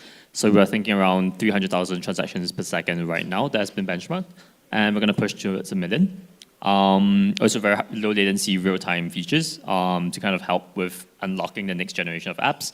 So we're looking at several kind of key areas. The first one being your trading apps, perpdexes, prediction markets, things like that, as well as number 2, like your payment apps, right? So as the network grows, you have a lot of transactions, justifies the kind of throughput that we are offering. Last one being something like AI agents or consumer, where we're exploring new kinds of interactions where maybe you have each user has 10 agents and you have 10 agents transacting on your behalf, then it justifies that you need that level of throughput. We also do have a payments app, a crypto card, and a lot of other primitives like a yield-bearing stablecoin, staking, stuff like that, so that people building on our chain don't have to engineer all of these off-chain systems themselves from scratch. They can focus on building the product and hook into any of these like primitives that we built. And then we can get into all the interop and the cross-chain stuff in a bit as well. But that's a good long and short on Solair. Hi, I'm Brian Whippo. I lead the developer relations team at the Algorand Foundation. I want to thank everyone at the foundation for helping make Multichain Day what it is today. A lot of effort goes into these events behind the scenes. At the Algorand Foundation, we promote the Algorand blockchain. It is a general purpose layer 1, but we are particularly focused on powering the future of finance. These are payments-based use cases, real-world asset tokenization use cases, DeFi, of course, at scale. Right? A blockchain that just works, that's very easy to build on, with incredible developer tools and languages, like we were just talking about. And one of the things that you can do on Algorand is participate in the multi-chain, cross-chain ecosystem, through bridges and interoperability protocols. And looking forward to talking about that with my friends here on stage today. I love it, and I love how we have, the various sides of the industry that combined into one force. Literally the entire industry could operate through Solair, Across, and Algorand. So I think this conversation is going to be really beneficial for everyone. I think the way that I'd love to start it, and we can kind of snake, so you can start with this one, and then, as we move through it, we're coming into this in a very different macroeconomic climate, a very different, the industry remains the same, we're still here building, but it's a different climate than the last time that we were at ETHDenver. And I'm curious, from where you guys are coming, as you continue to build, as you continue to roll out various different products, innovations through your different businesses, how has this changed the way that you guys are approaching your business? Are there pivots that you guys are making, or where do you see kind of the silver lining in this moment that maybe other people are overlooking? And I'd love if we start over there. Sure, I'll take that one first. So when I go to software conferences sometimes, I address the fact that we are off the peak of hype, right, in the Gartner hype cycle. And what that means is we're quietly building, right? It's not the bull market like it was. There's not the same level of energy. AI has the tendency to suck all the oxygen out of the room, right? But there's a lot of really interesting stuff going on, in particular because a lot of the businesses that have been building on blockchain for years are entering the regulated domain, right? In major economies in Europe and the US and elsewhere, it's not the Wild West anymore. And so you don't get the same amount of hype. And yes, it is a bear market, but from the technology side, there's never been a more exciting time to be building in this space. I guess from my side, I think that it's, in general, yes, some oxygen has been sucked out of this space, but I think it's healthy in the long term because now everyone's focusing on your fundamentals, revenue, right? I think you start a business, you're going to focus on revenue, and that's what you should focus on. And then everything comes from there, like a multiplier on top of that, right? Different industries have different multipliers, but on the very basis, you need revenue. And our team are based out in Silicon Valley. We are very familiar with the ups and downs with technology, but at the same time, through these cycles, it's always been fundamentals like your revenue, right? And I think that's good because it kind of reallocates resources to its projects that have that staying power and people who are focusing on good products that people use as an actual use case for it. For us, at least how we're tackling it is that we're going very product-led. So we're going to focus on products and saying, hey, what do people use? What would they pay for? What actually drives volume? And then we generate the revenue.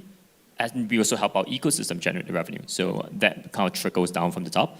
So we build our own products on our own chain. We dog food our own infrastructure. So we also know what problems they are deploying on our chain. We fix them, and then we iterate from there. So we are our own biggest customers, and we will also hope that as we generate revenue, we're going to pump it back in the ecosystem, and it's going to start that flywheel. And then when the next bull cycle, the next kind of regulation kind of catches up, liquidity pumps in, we are there to capture all of that because now the flywheel is already in motion in that sense. Yeah, I'll pass the time to you. I'm actually really happy that we mentioned the bear market because right now all the tokens I like are at a sale and I can get all of them as quickly as I can. And literally most of them are at like a 50% discount. But jokes apart, I've actually seen this climate change from in 2021 where we all were used to 7-day bridging. And the norm was just like, fine, I will bridge and 7 days later I'll take my tokens out and then I'll do whatever I want with them. To now where even if I tell a user, hey, this bridge transaction can take 5 seconds, they lose their shit. 5 seconds is too slow, you know? And that's where we are now. So the political climate, the geoclimate, and this is applying to all the blockchains. And I think both of you can agree that the faster it is, the better it will be, and the more developers and users you attract. That's kind of where we are with the cross, to make sure that we get you like more than enough tokens that you can even think of. And then the second part of this is, of course, protection and security, because I can launch a shitcoin today. And through all the DEXs that exist, somehow every interop protocol will support it. But then the liquidity depth of this particular shitcoin can be something which will scam a lot of users, wherein they'll see a particular price, but when you actually go to execute the transaction, the pool will just flip all over again. So that's kind of where we are focusing on making sure that when a user comes to our platform, or when a developer uses our APIs, everything that they see is the experience that the users will get.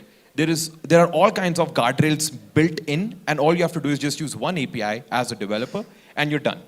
So that's kind of where we are. We saw the norm change. We saw people's behavior change.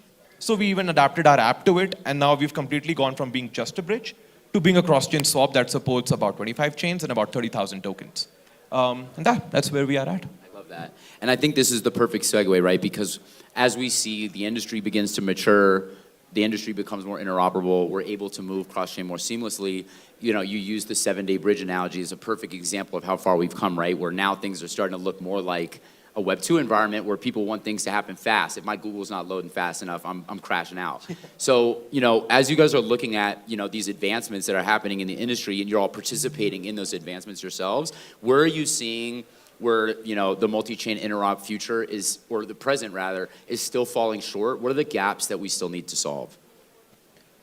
I think there's so much to unpack here. First of all, making sure that AI agents, any kind of MCP servers, they are first-class citizens of your tech stack. This means you should have extremely easy access for an AI to read your documentation, index the documentation in a language and a format they understand. So that's usually the skills.md file that is becoming really, really popular now. But more importantly, it's also to make sure that when you actually go and execute transactions and for some reason they don't work, which can happen. Come on, blockchains are not perfect. In that sense, how comfortable is your developer is figuring it out themselves, an agent figuring it out themselves, And B, that's the last part of this is you being the support. So are they able to reach out to you? Is Discord relevant still for you? Because very recently there was a big debate between Morpho and a couple others DeFi protocols, which was literally just that, hey, we're shutting down Discord. It's going to be read-only. We don't really care about all what's happening there. And the spam infra has increased more than the constructive infra. So in my mind, where we are falling short of is providing the right amount of support, making sure agentic systems can work with interop protocols quicker. And most importantly, it's also just to make sure that when a new chain launches, everybody jumps on it, right? And when people jump on it, do you as an interop protocol expose your users to where the right opportunities are? Because, okay, I hold a token, I'm not going to take names because I'll probably get sued for that. But, like, where are the opportunities in this space? I think if an interop protocol can guide the users to do that, that's pretty cool as well. We kind of try to do that with Hyperliquid, but then Hyperliquid is on steroids right now. There's a new protocol launching in every 3 days. So it's pretty easy with that. But everything else, I just feel, so yeah, just security, exposure, and support. I think from my side, it's probably going to be on two fronts. One of them is going to be more on back to like basics, like the use case. You bridge to a chain to accomplish a task. Like, what is that task? If it's just trading a shitcoin, I think that's going to run out soon. Because, like, especially when liquidity dries up and everyone's, like, tired of something, you can launch 1 billion of those shitcoins, no one's going to buy it, right?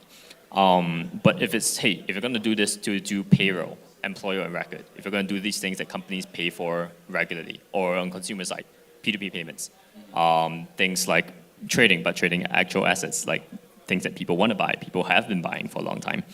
Now you add in leverage, you add in other kinds of things that make it more interesting, more like use cases, right? You're driving a new use case that's not possible right now in traditional finance. That's where the interoperability makes sense. And then you add in all the other stuff. How do we make it faster? How do we make it more like user-friendly? And that kind of leads into the second thing I was going to tackle, which is more on the finality of things, because and like also like the latency in that sense, but more on the finality. Because like finance has moved from T+3 to 1, it doesn't just go to 0. It needs to rewire it to be real time. Because if you think about it from like I mentioned this at a couple of other conferences as well, when you're checking your email, it used to be like when you're logging into, I guess, the internet. You go to your email, you wait for an OTP, you hit the refresh button on Gmail. You're like hitting that. And that's what the status of blockchains is right now. You don't know when the transaction actually finalizes. You got to check again and again and again. But once real-time kind of infrastructure was built for the internet, then people had callbacks, people had all these things that were built on top of it, where now it's real-time, where something happens and you know if it happens and it all comes together. Then you had streaming, you had Twitch, you had chats, you had WhatsApp, you had Telegram. All of these things became a lot more instant, right? And then the user experience completely changed, and that unlocked all these new use cases. Then that drives the use cases that people would bridge assets for. So it kind of loops into that kind of conversation. But from where I think those two are the main, you can't tackle one without the other, you need to tackle both at the same time. But if you tackle both at the same time, it actually unlocks a lot more, I guess, like usage, and then the interoperability becomes a natural part of that. And at the same time, if you solve that dripping kind of effect, at the same time, your bridging is also going to be feeling a lot more fast in that sense. It's not even going to be like a second. It's going to be based on the chain's finality. As long as the chain finalizes, you're done, right? Yeah. I would echo that. I think transaction finality, settlement finality is extremely important. It's not just for user experience, for end users, but it's also a risk management thing, right? People need to know that those funds have settled. What we see on Algorand sometimes is when you bridge from Algorand, which has instant transaction finality, to another chain, it works beautifully. When you try to come back and you have to wait multiple confirmations from some of these chains, then users are like, what's going on? Why is this taking so long? And that makes for a really like asymmetric experience. And there's a lot of infrastructure under the hood, of course, with each chain and the relayers between. So I think that is still maturing, and there's still a lot of opportunities to provide an excellent user experience with the finality risk managed, right? If you can't confirm that transaction on a sending chain, you can abstract that away from the users so that whether it's a person or an agent, and they need to move something of value from one chain to another, they can just get the confirmation and move on with whatever it is that they're doing. Yeah, no question. Now, these answers are amazing, y'all. You guys are brilliant.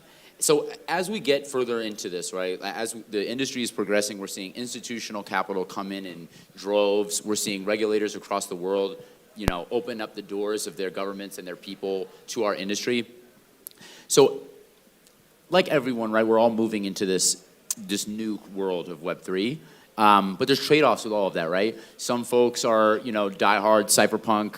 You know, we can never work with the institutions, and some people are like, no, we really have to get to the level of which this industry can really thrive and be on a global stage. How do you guys work through this internally with your teams, right? Like, how do you move to onboard these new institutional players while at the same time maintaining those value-oriented relationships with the builders and the users that you already have? Is there a strategy that you play to? Like, and yeah, just kind of open to answer it however you guys want. It's a great question. We talk about this in strategy meetings all the time, and it's not a zero-sum game. When you have both of these types of projects on your chain, you know, significant legacy institutions that can bring capital and trust, right, and existing user bases combined with the energy that you get from an entrepreneurial ecosystem, that's where the magic happens. I think one thing, though, is in 2026, when we think about financial applications, it's unlikely that an individual developer can bring to fruition a complete application in this regulated environment anymore. And so we want to be mindful of teams, right, that have a complete strategy, not just the technology, but also the business, the legal, the compliance, and so on and so forth, and distribution to bring this whole thing to mainnet successfully. So that's really, really important.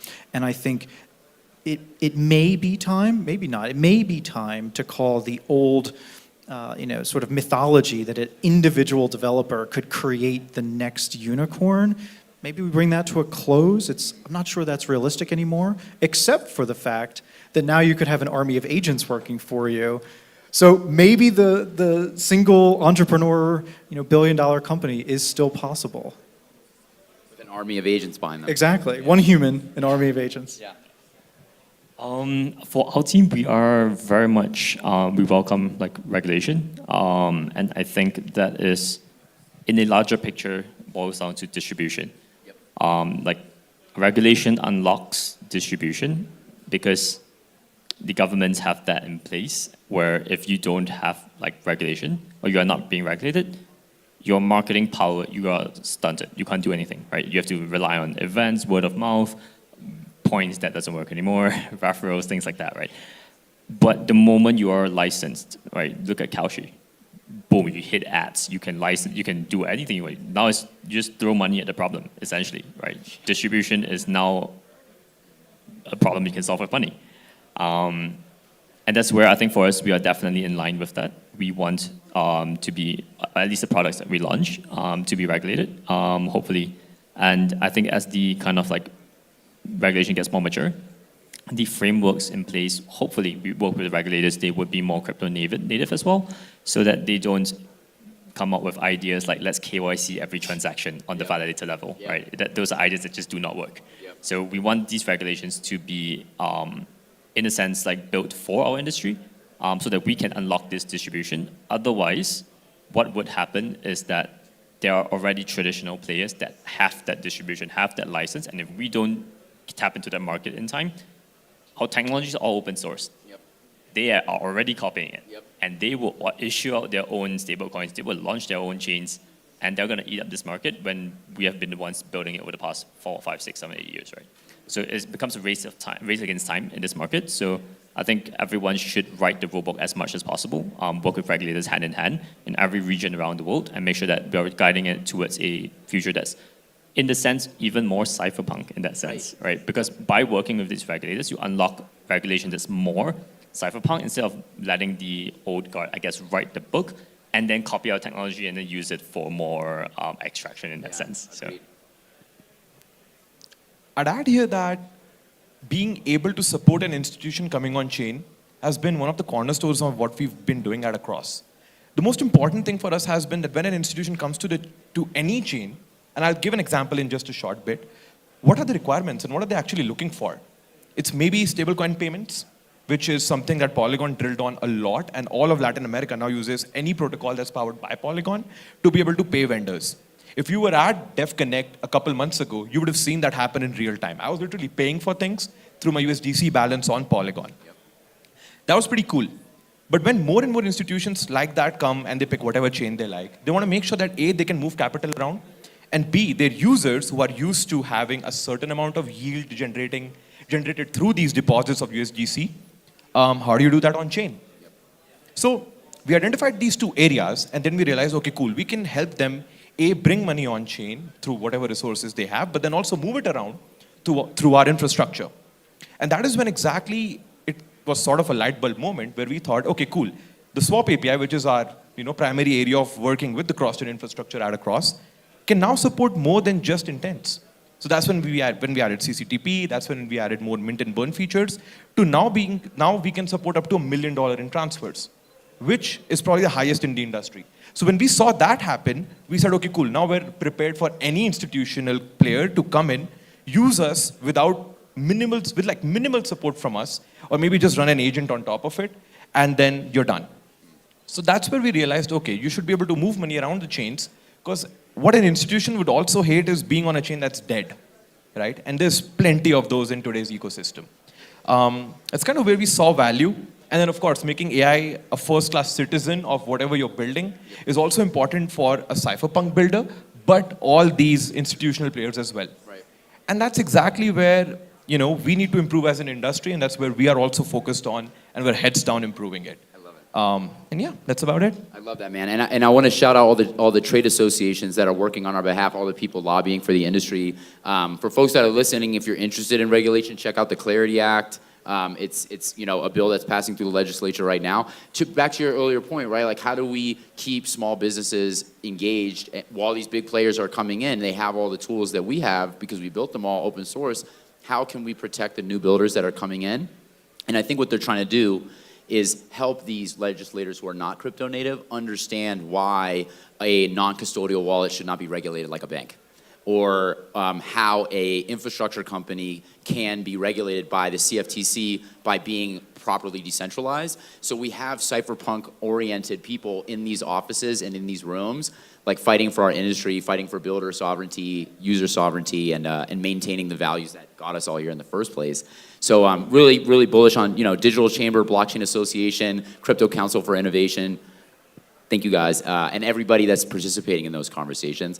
Now I want to transition a bit. We were talking about the more cut and dry, the regulation, how we're moving forward for the institutions. But as all good things come, let's get into a little bit of some hot takes. We're here to talk about interop, multi-chain. I'm curious, if you guys have any hot takes that you wanna drop on the crowd.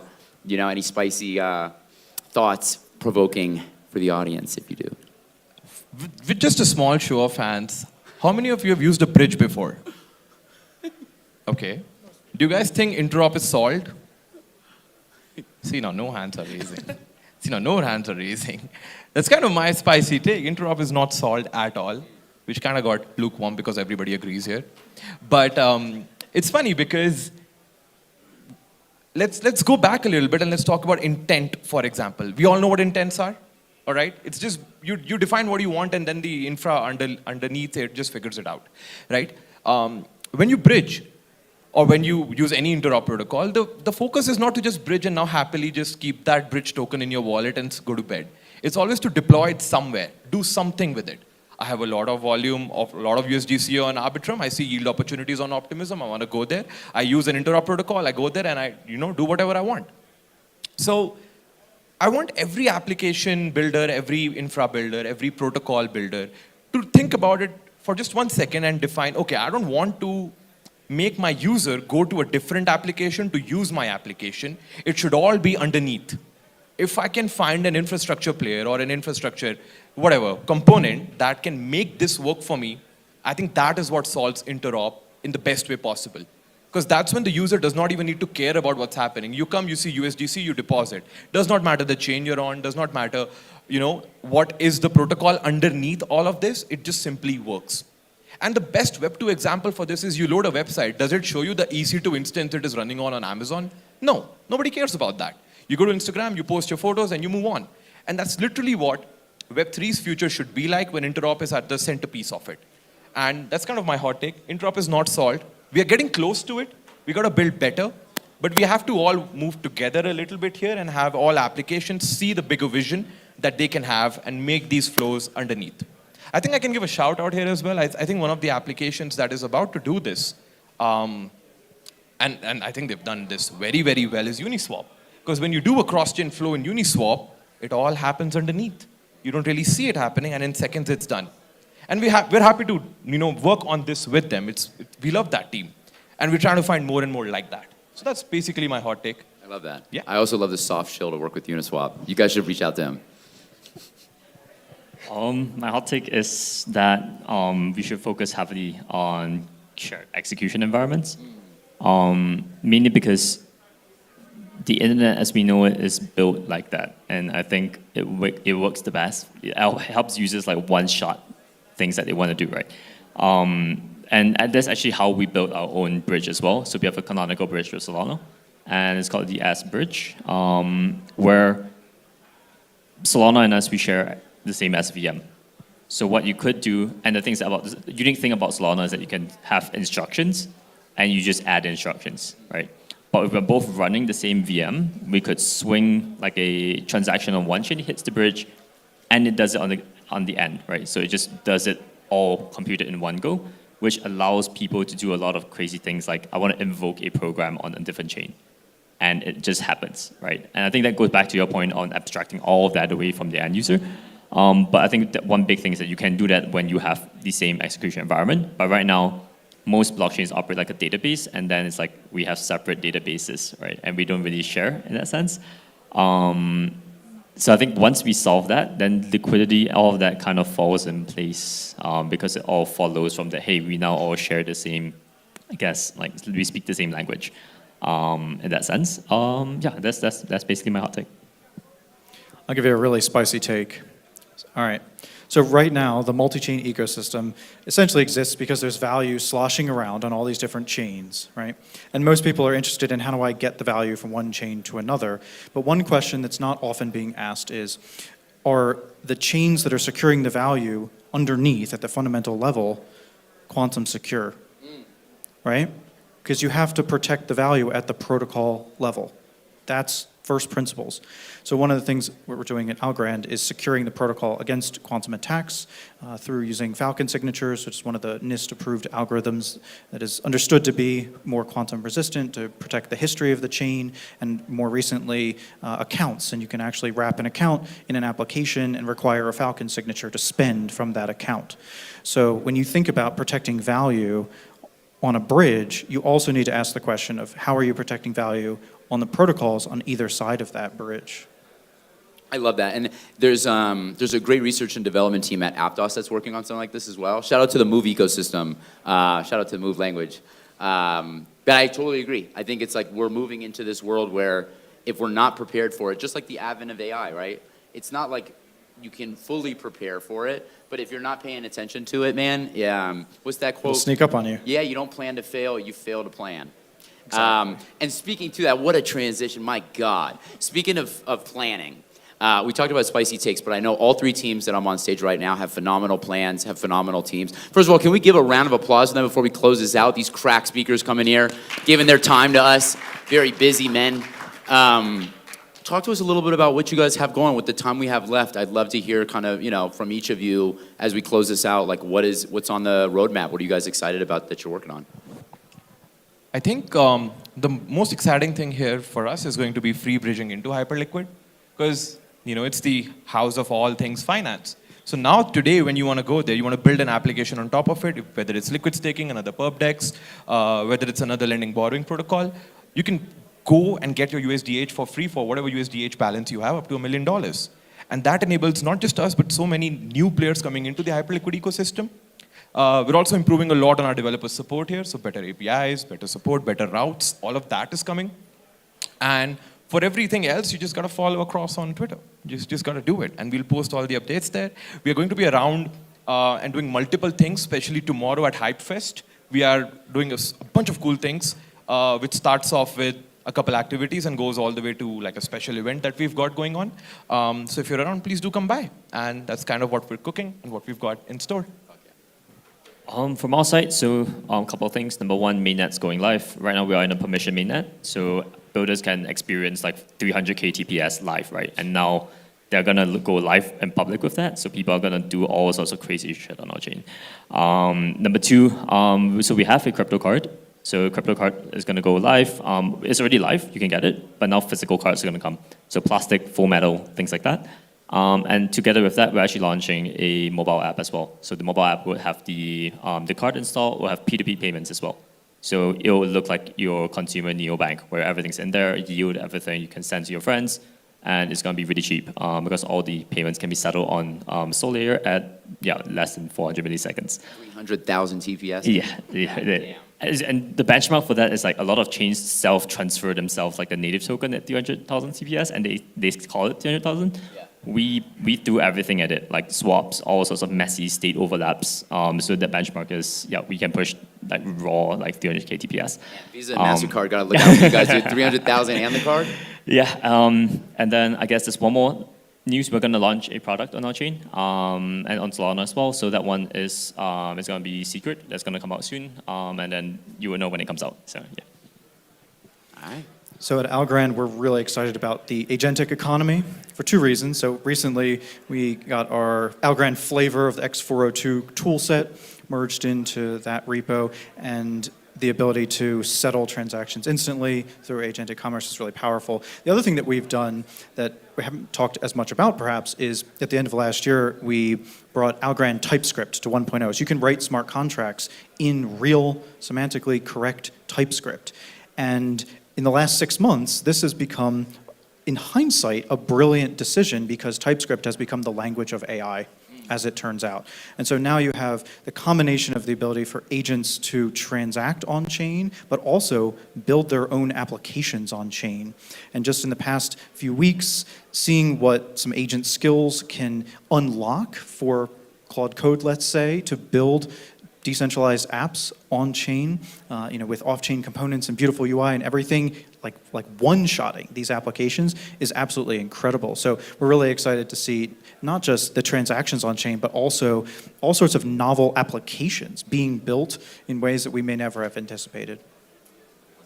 Well, listen, y'all, I'm inspired. I'm motivated. It does not feel like a bear market on this stage. Thank you guys for the work you're doing. If you guys haven't seen their names at the top, please follow them. If you're tuning in from the live stream, thank you for being here. And if you're in the crowd, let's give them one more round of applause. Thank you guys so much. That was badass. You guys are smart as fuck.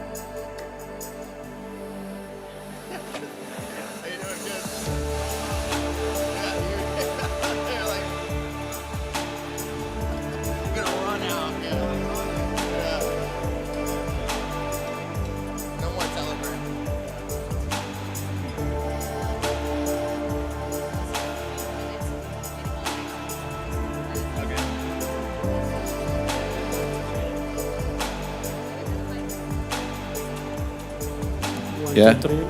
Hey, hey, yeah. Could you hear me? Awesome.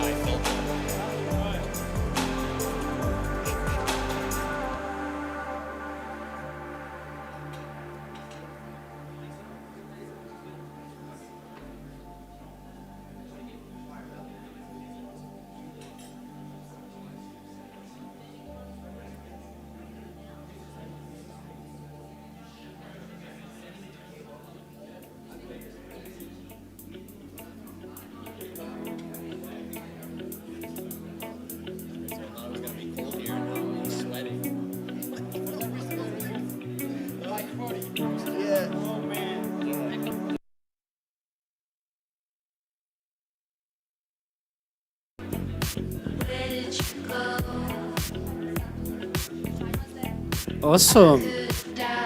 All right. Hi, everyone. Thanks for joining us.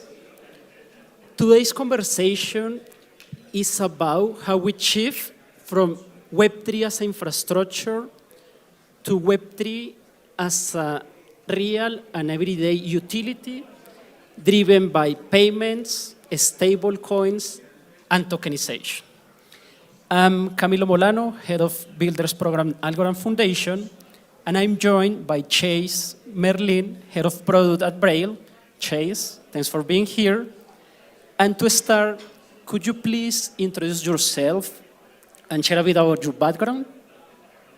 Yeah, for sure. I'm Chase. I lead product at Braille. So I've been building products for a long time that help people be healthier and wealthier. I'd run a health tech business in Nashville in the late 20-teens. And after that, I got into crypto around 2020 during DeFi summer. And after watching a lot of the stablecoin kind of failures and experiences of last cycle, I started thinking a lot more about stablecoins, especially regulated stablecoin infrastructure, and then linked up with Ben, who had previously built Dwala and team and have been there since 2022. That is a super interesting background, and you have an interesting mix between experience with product, experience as a founder, and right now leading the product development on Braille. And for anyone hearing about Braille for the first time, what does Braille do, and what are the problems that you are solving? Yeah, so Braille's a stablecoin infrastructure company. We help businesses issue their own stablecoins and then have a unified API for converting between dollars and stables. So as all these business models move on-chain, we provide a simple API for on-ramping, off-ramping, custody, and issuing stablecoins. And we're live on 20-plus blockchains today and have a variety of fiat rails, so Wire, ACH, RTP, and adding more all the time. And as you know, stablecoin liquidity is an important priority for the industry right now. And Braille clearly is an important enabler in that process. Based on your experience, what are the use cases and vertical adoption that you are seeing in 2026? Yeah, I think the use case that most people are familiar with for stables is basically cross-border payments, right? Stablecoin sandwich. I think this is where stablecoins grew a lot starting in 2024. So you can send money around the world, right? It was a replacement for SWIFT, replacement for netting for fintechs, right? We can send money essentially in a couple minutes across the world for very low cost. I think though these days we're seeing even more use cases that I'm also excited about alongside cross-border payments.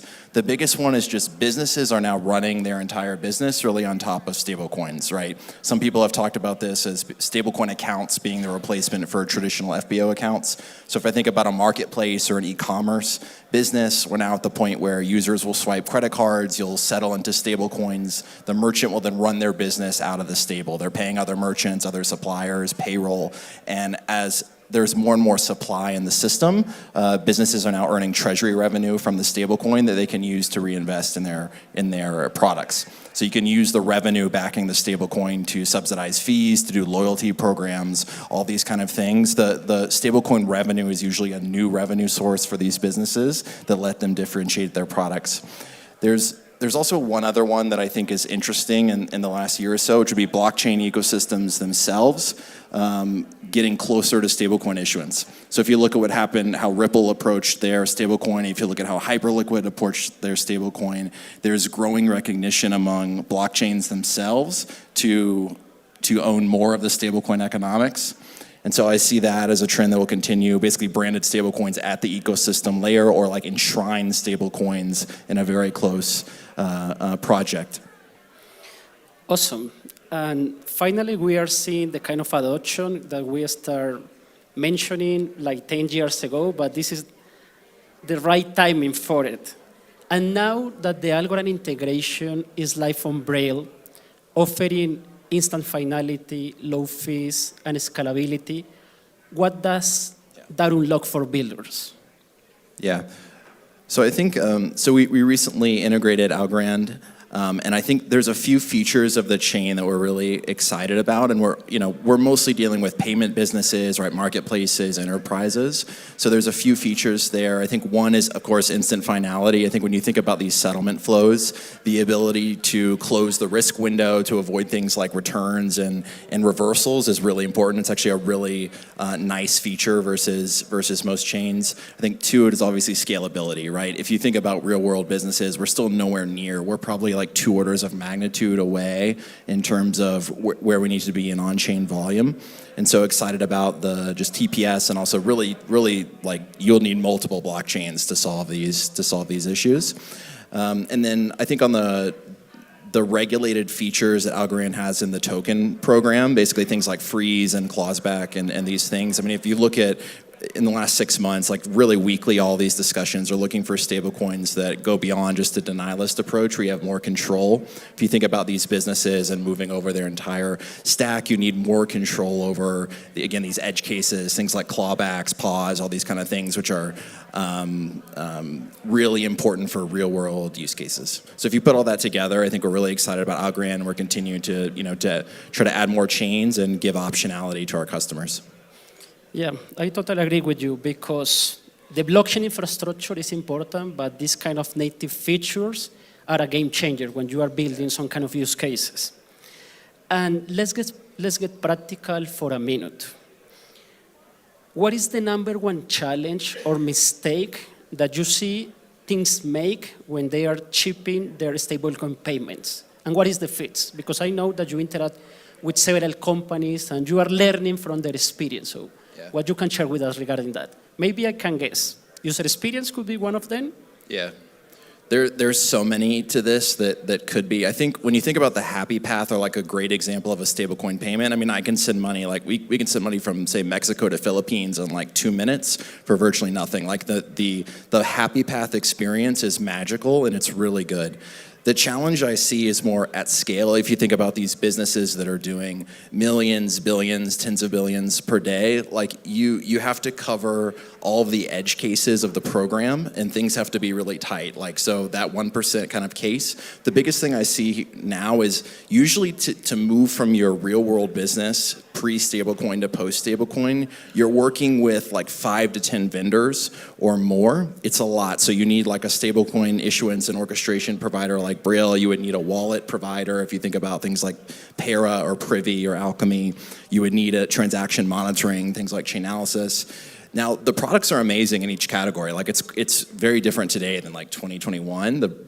There's best-in-class products, but it's a lot to stitch these things together. So one of the big drivers for us this year will be better integrations with these other vendors in these categories, whether it's through Braille being integrated, us integrating them, or other flavors of partnerships. I think we're getting more to the point where you could provide sort of a stablecoin operating system and like one API that makes this easy versus trying to stitch together kind of all these vendors. I think it's something for like a small project or a crypto native project, it's a bit different, but as you get to scale with these businesses, it's just the layer of complexity is super high, and I think we can drive that down by the end of the year. And maybe when we are starting building a project, we are optimistic, but once we start with the execution, we realize the bottlenecks, the friction, the problems that we face. And let's zoom out for a bit. ChatGPT made AI truly mainstream by converting a powerful technology in something instantly useful.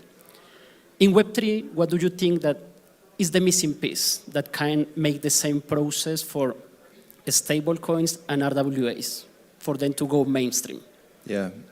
I think we're at the point now where most of the UX is actually pretty solved in terms of like chain abstraction, right? Wallet abstraction, gas fee abstraction, all this kind of stuff with stablecoins in the background. To me, the two remaining areas again are scalability. Like again, if we're thinking about right, you know, Visa on chain, Amazon on chain, which is where we're going, like everything will be on chain. We're quite a ways away. We're probably 100x off or more.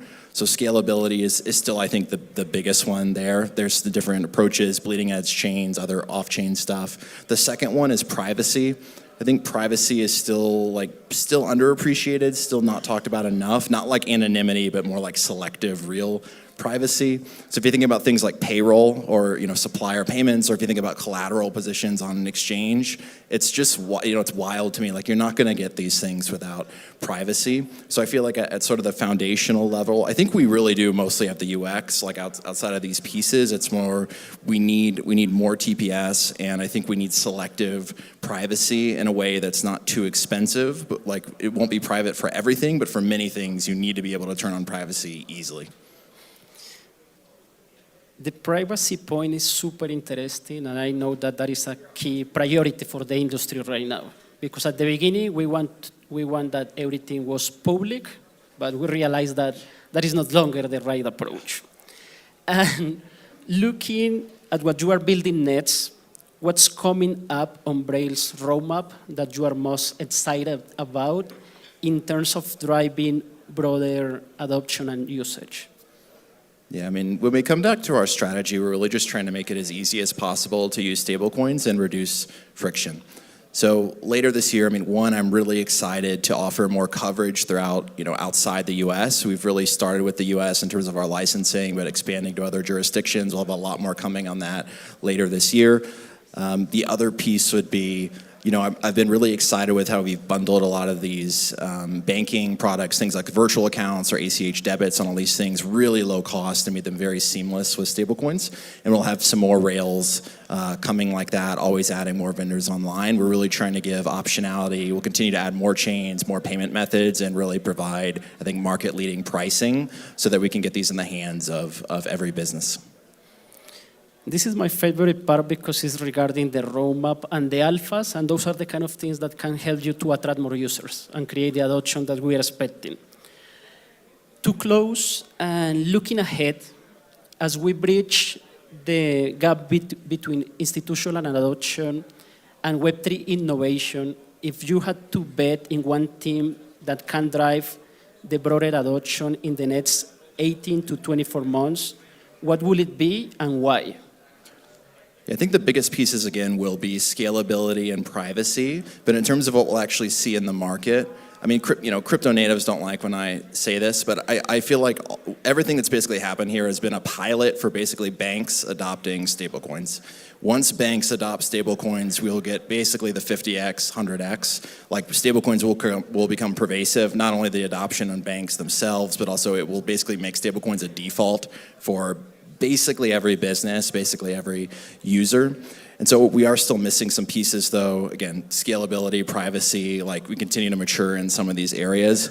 I think also later, even before the bank motion, we're gonna see some major brands launching their own stablecoins. We already have really, but even more so. I think this is the year, definitely by next year, we'll start to see. We're getting to the point where sort of like top 10 businesses in the world will have their own stablecoin, and then I think not long after you'll have banks basically running their systems on stables. I think at that point we've basically had like pervasive usage. So I think we're probably 2 to 3 years away. I think it's crazy though thinking back to 5 or 6 years ago it seemed like impossible, and now I think we're getting close. So we need to be ready for the stablecoin summer, if we can call it in that way. Amazing.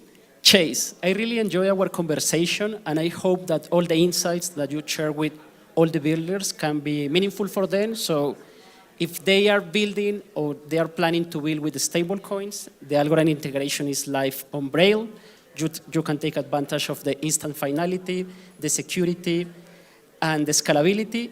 And I don't know if you have any final comments or thoughts. If I'm a builder and I try to reinvent the wheel, why should I use Braille for my stablecoin project in this case?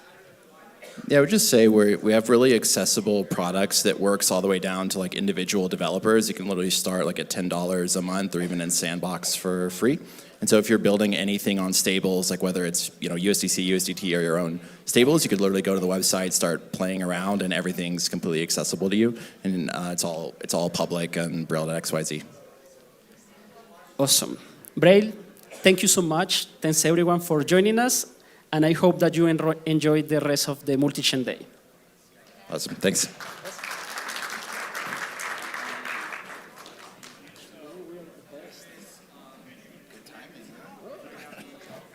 We prepared everything. That was Get this out of the way.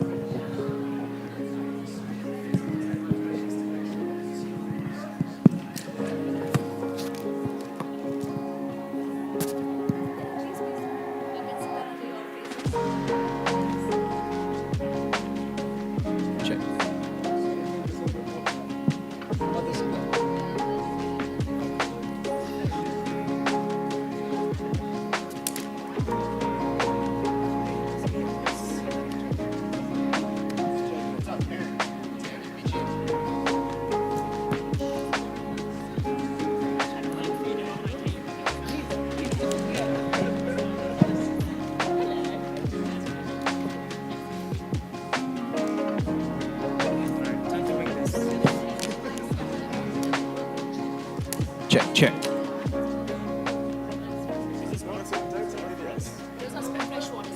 Okay, thank you very much.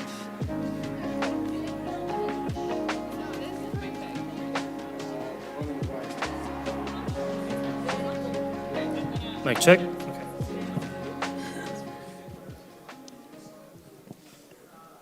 Hey everyone, my name is Aaron Ramirez. I'm a software and AI engineer at Flipside Crypto, and I'll be moderating our discussion today with these lovely folks. So real quick, flip side, we're just building an agentic infrastructure layer on top of all of our data that we've been providing for over 8 years now, and we have benefit of working with a lot of the folks here at this panel, so been able to see what everyone's been building up close. And I guess before we get started, if you guys could each give a quick rundown who you are, your role, and yeah, we'll go from there. Sounds great. I'm Tina. I lead the ecosystem team at Monad Foundation. And for those of you that aren't familiar, Monad is a layer 1 blockchain where we're trying to not sacrifice decentralization for scalability. And we've been live on mainnet for a few months now. Handing over to you, Jake. Thank you very much. So yeah, I'm Jake. I am in the developer relations team at Hedera. Like Monad, we're a layer 1 blockchain. And my main role is focused on the innovation aspects of our ecosystem, giving developers opportunities to build with hackathons, incubators, that sort of stuff, as well as making sure developer experience is as easy as possible. Amazing. Hello, everyone. My name is Chris Kim. I'm a developer relations engineer at Aptos Labs. I do exactly what Jake does at Aptos Labs. For those of you who don't know what Aptos is, it's a layer 1 blockchain that came out of the Facebook DM project. Is one of the leading move blockchains right now. And it's also one of the fastest blockchain now with 50 milliseconds block time with the recent Velociraptor upgrade that we launched. And this year we're launching 2 products, Decibel, which is a fully on-chain trading engine, and also Shelby, which is a decentralized hot storage solution trying to bridge the gap, the performance gap between decentralized storage and cloud services like AWS and Google Cloud. Hi, I'm Sophia, and I'm Director of Partnerships here at Alio. For those who aren't familiar, Alio is also a Layer 1 blockchain, and we really focus on enabling builders and businesses to build programmable, private, and scalable applications, and we're excited to be here. Nice. So it seems like we got some privacy, performance, trust. You guys are all focusing on different aspects. So I'm interested to see where this talk goes. I guess the first thing is the big elephant in the room. It seems like we are in a confirmed bear market. And yet the strongest builders and innovators in the space seem to continue shipping, and I'd argue that everyone sitting here is a good example of that. You know, Alio, you guys have shipped your stablecoin last week, it seems. Aptos, you guys are hitting some really quick block times, some of the fastest in the space. Hedera, I know you guys landed a really interesting spot ETF not too long ago. Monad, yeah, your mainnet. Congratulations, three months. So as we look at the months ahead, I'm wondering how has this environment changed, how you're thinking and maybe how you're planning about the future. Have you had to shift anything around, in the last couple of months there? All right, you're looking at me. Yeah, we'll start down the line. I would say that the best founders I've met have been the ones that can show the most resilience throughout a bear market. So that is definitely why the biggest focus for the ecosystem team this year is doubling down on initiatives that essentially increase the economic power that a founder can have when building in the Monad ecosystem. Namely, one of the most exciting things we've launched this year is Nitro, which is an accelerator where founders get 500K day one. The LPs are Paradigm, Dragonfly, Electric, Costline, and Ventures, among others. And I think that it's just a testament to the fact that there's funding at an all-time low in terms of capital in crypto. I mean, all the venture is going to AI at the moment, but I think there's actually such strong founders still in this industry, talking to users, building great apps, and actually building them faster with AI. So our positioning is really doubling down on really strong founders that are just incredibly resilient and shipping every week. Yeah, so that's what our focus has been. And curious to hear what it's been for you guys as well in this very, very interesting market. Yeah. I mean, I think sort of, yeah, it's just a bit of noise, right? Got to sort of detach from the token price. Ironically, crypto and blockchain's in the best position from the actual adoption standpoint it's ever been in, right? So you've got a world where now the US is regulating things. Other countries are catching up. Central banks are doing pilots and actually taking it seriously. You've got managers of funds saying, yeah, we're going to tokenize. They don't even know what they don't understand tokenization, but they know everything's going to be tokenized. It's a digital asset. Right, but it's like, I mean, I know people who work in banking, we're going to tokenize. They still don't know what it is, but they know it's more efficient. So I think it's just a blip, keep sort of powering on. At Hedera, we've really we had quite a lot of strategic alignment, partly with the recent regulatory clarity. It means we can bring more things in-house. So consolidating our business development efforts, consolidating our marketing efforts, keeping it all sort of strategically aligned internally so we can really go to market with the technology and the products on top. That's been our main focus, and that's what I'm really excited for, especially this year.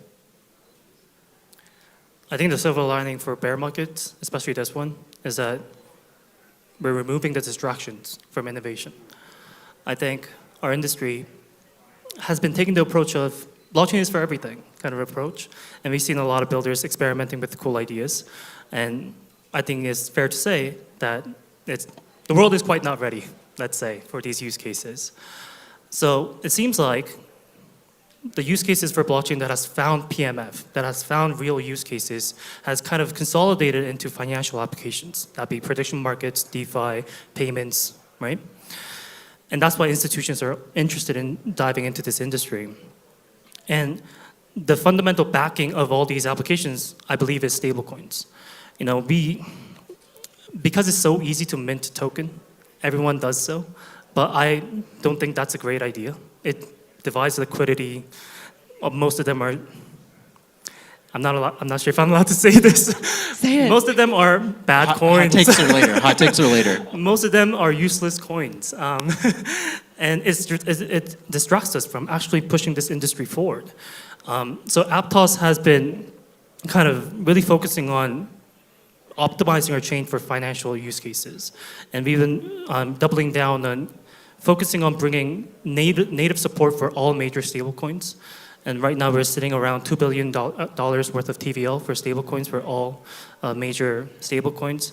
Because we believe we got to have a robust backing of stablecoins to enable these financial applications to flourish on the chain. Yeah, and I love what you're saying because there's so much alignment here. I feel like we build, whether it's a bull market or a bear.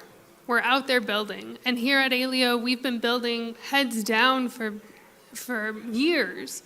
And specifically the last 18 months, we're really getting to see the fruition of some of the work that we've done. Last month, we announced a partnership with Circle and with Paxos, where we've created stablecoins on chain. We're super excited about this because, to my knowledge, these are the first examples of fully encrypted stablecoins on chain.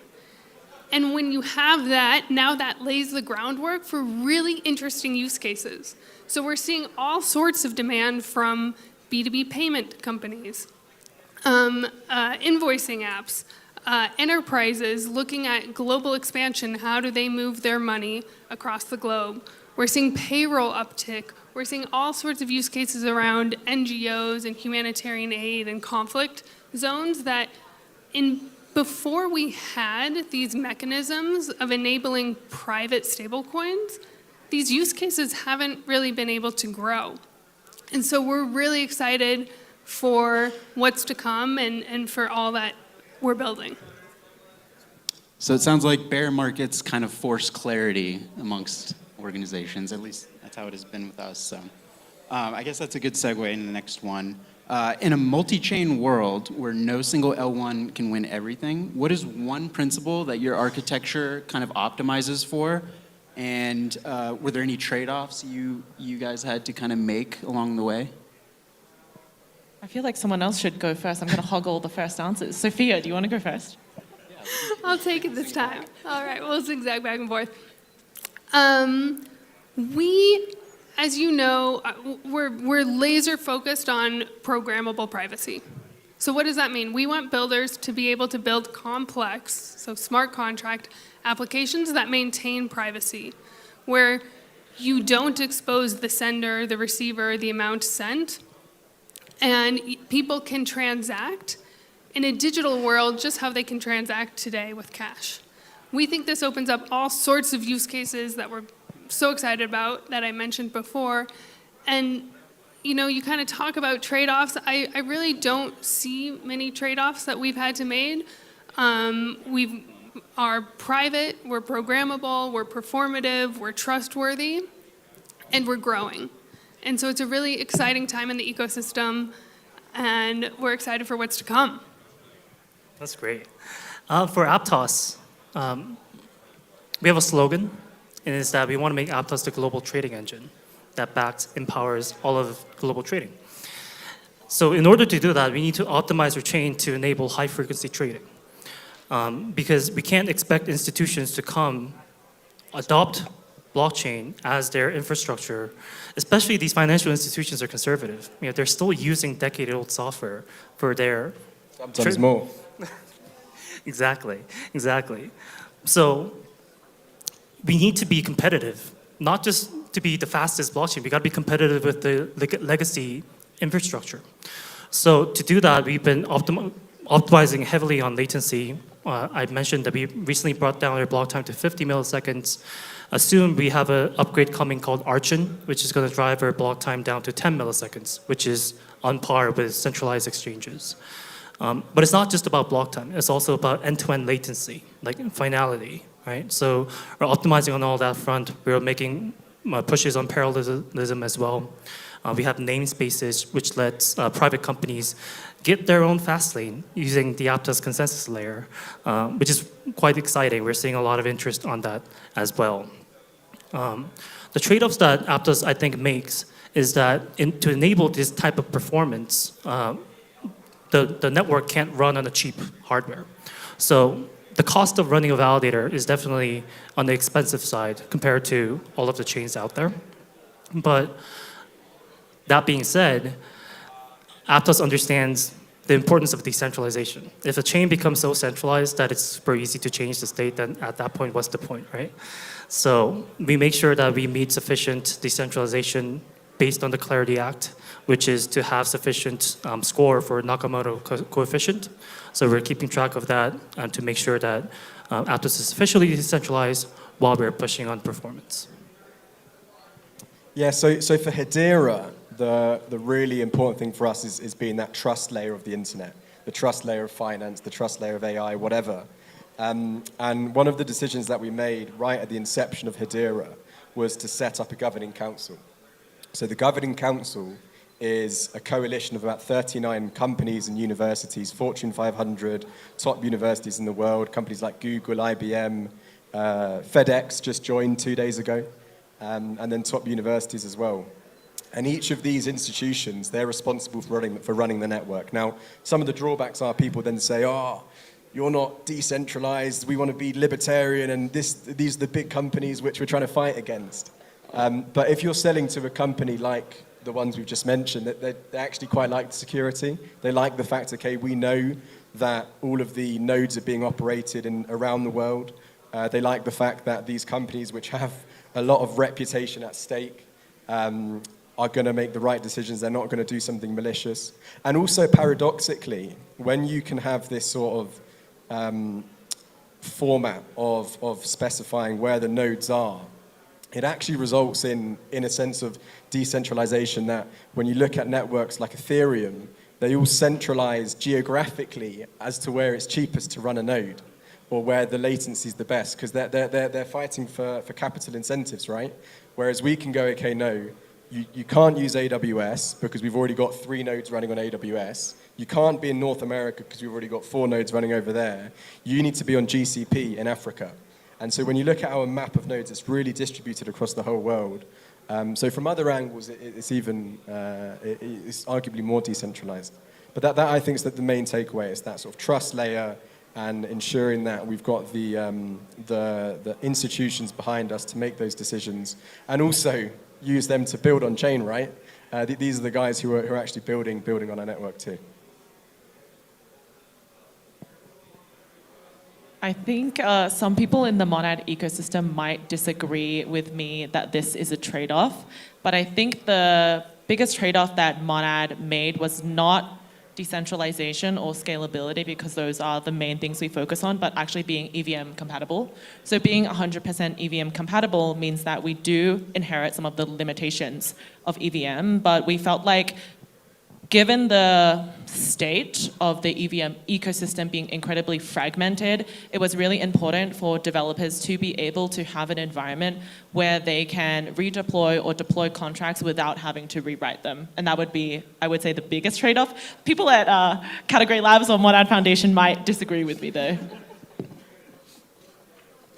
Okay, so you guys have each named kind of your edge and some of those edge cases. I want to flip it and talk about the hard parts. So each of you is kind of built around a clear strength, privacy, performance, trust. In real production environments, what's the single hardest bottleneck that's still preventing that strength from fully delivering at sustained competitive scale? And I guess maybe we can sing it back. Yeah, I'm curious if you guys find this a similar bottleneck, but I actually think the types of applications people are building on infrastructure such as ours. Like there is a lot of infrastructure out there, but there's also a lot of hesitancy to fund applications using this infrastructure.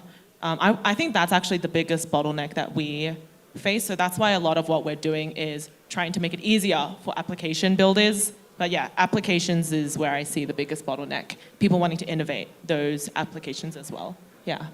Yeah, on our side, I think it kind of depends the audience which are building the application, right? If it's sort of the more degen audience, their bottlenecks are going to be different to when we're going to a Fortune 500 company and saying, okay, let's build tech, right? The sort of the processes that they need to go through is orders of different, orders of magnitude different. For the latter, regulation or the lack of regulation was the biggest thing. Like just the fact that, okay, we're not going to do it when there's no clear guidelines. We can't take the risk because we don't know what the outcomes are. We don't know how to sort of state. We can't create a business model which is legally compliant. It's just not on the table.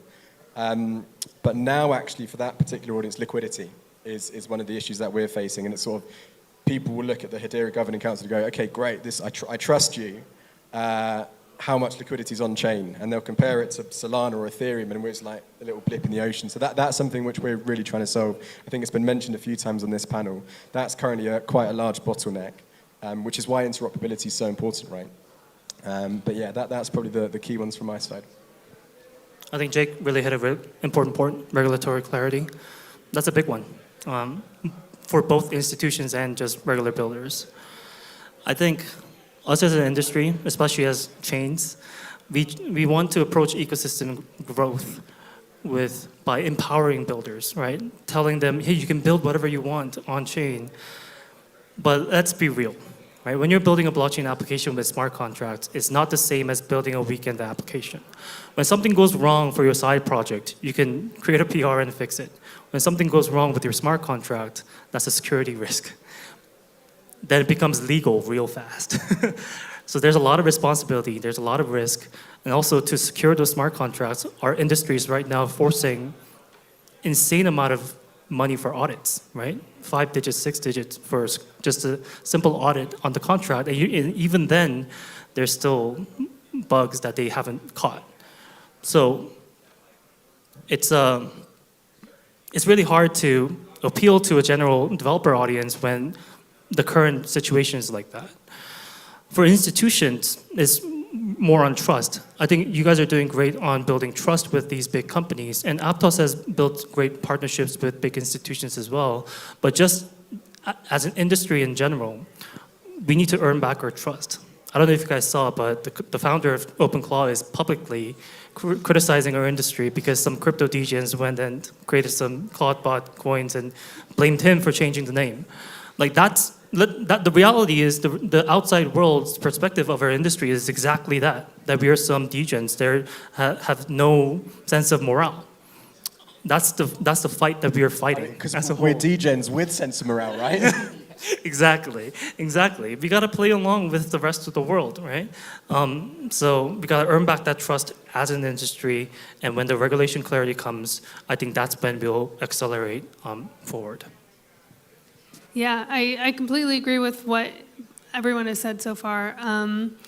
To add to that, for Alio, which is different, Tina, than you were sharing with Monad, we went the opposite route of EVM. And we said, no, we're going to create our own language. We're going to create our own protocol.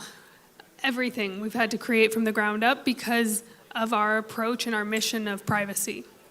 And because of that, time has really been our bottleneck, I would say, right? Where it took us a long time to create everything that was needed, the entire stack, right? Ideally, we wouldn't have had to create everything from scratch. But because of how much we cared about the mission and how focused we were on ensuring the privacy features were functional for builders, we built everything from the ground up, and it has taken time. I can relate to that. Okay, so each of you has had some real challenges scaling kind of your own lane. Here's the thing though. Users don't really care about lanes, they just want the thing to work. So if multi-chain is now the default and success increasingly depends on chains working together while doing their core job well, as you continue leaning into this interoperability theme, what risks or gaps remain top of mind? Who wants to take it first? You want to take it? I'll take it. I think we've made significant improvements in terms of interoperability. Like, we used to wrap everything. Like, we thought that was okay. But now we have a new mechanism of bridging tokens. We burn the actual supply on the old chain and mint a new supply, which is significantly better. I think the gaps, though, that we still need to work on is user experience fragmentation. What I mean by that is, sure, we can bridge tokens over, but it still means that we need to create wallets on each of the chains, right? So if I bridge over something from Ethereum to Aptos, you gotta maintain 2 accounts. That means you gotta maintain 2 private keys, 2 seed phrases. And you're trying to appeal to a user base who is so lazy to even input their email and password that they're using social logins, right? So if your expectation from your user is to, hey, create a wallet every time you want to use a new chain, that's a deal breaker for most of the users, right? Aptos has taken a stab at this with X-chain accounts. It's a recent proposal that came out of Aptos improvement proposal. And basically it allows Ethereum, Solana, and soon Sui wallets to just sign transactions on the Aptos blockchain from their wallets. So they don't need to manually create Aptos wallets to use Aptos applications. They can just use their existing wallet and sign transactions on Aptos. So their identity, their on-chain identity, they keep it the same. It's just that they gain access to Aptos without having to create a separate identity for Aptos. I think it's a really interesting question, this world of interoperability. We feel like what's most important is meeting our customers and our users where they are. Regardless of what chain, what wallet, what dApp they're using, we think it's important to meet them where they are. For that, that's meant, expanding into credit cards so that even people who might not even fully realize they're on-chain can interact with, we'll call them Web 2 point-of-sale systems and transact using stablecoins. We think that also it's important to have all of these opportunities to meet users where they are, regardless of if they're interacting and coming from Web 3 or if it's Web 2. And I think there's a lot more opportunity for us to start changing the dialogue to say, how do we create interoperability between crypto rails and traditional finance rails? Those answers were great. I have nothing to add to this one. I think I definitely, the wallet stuff's really, really good point.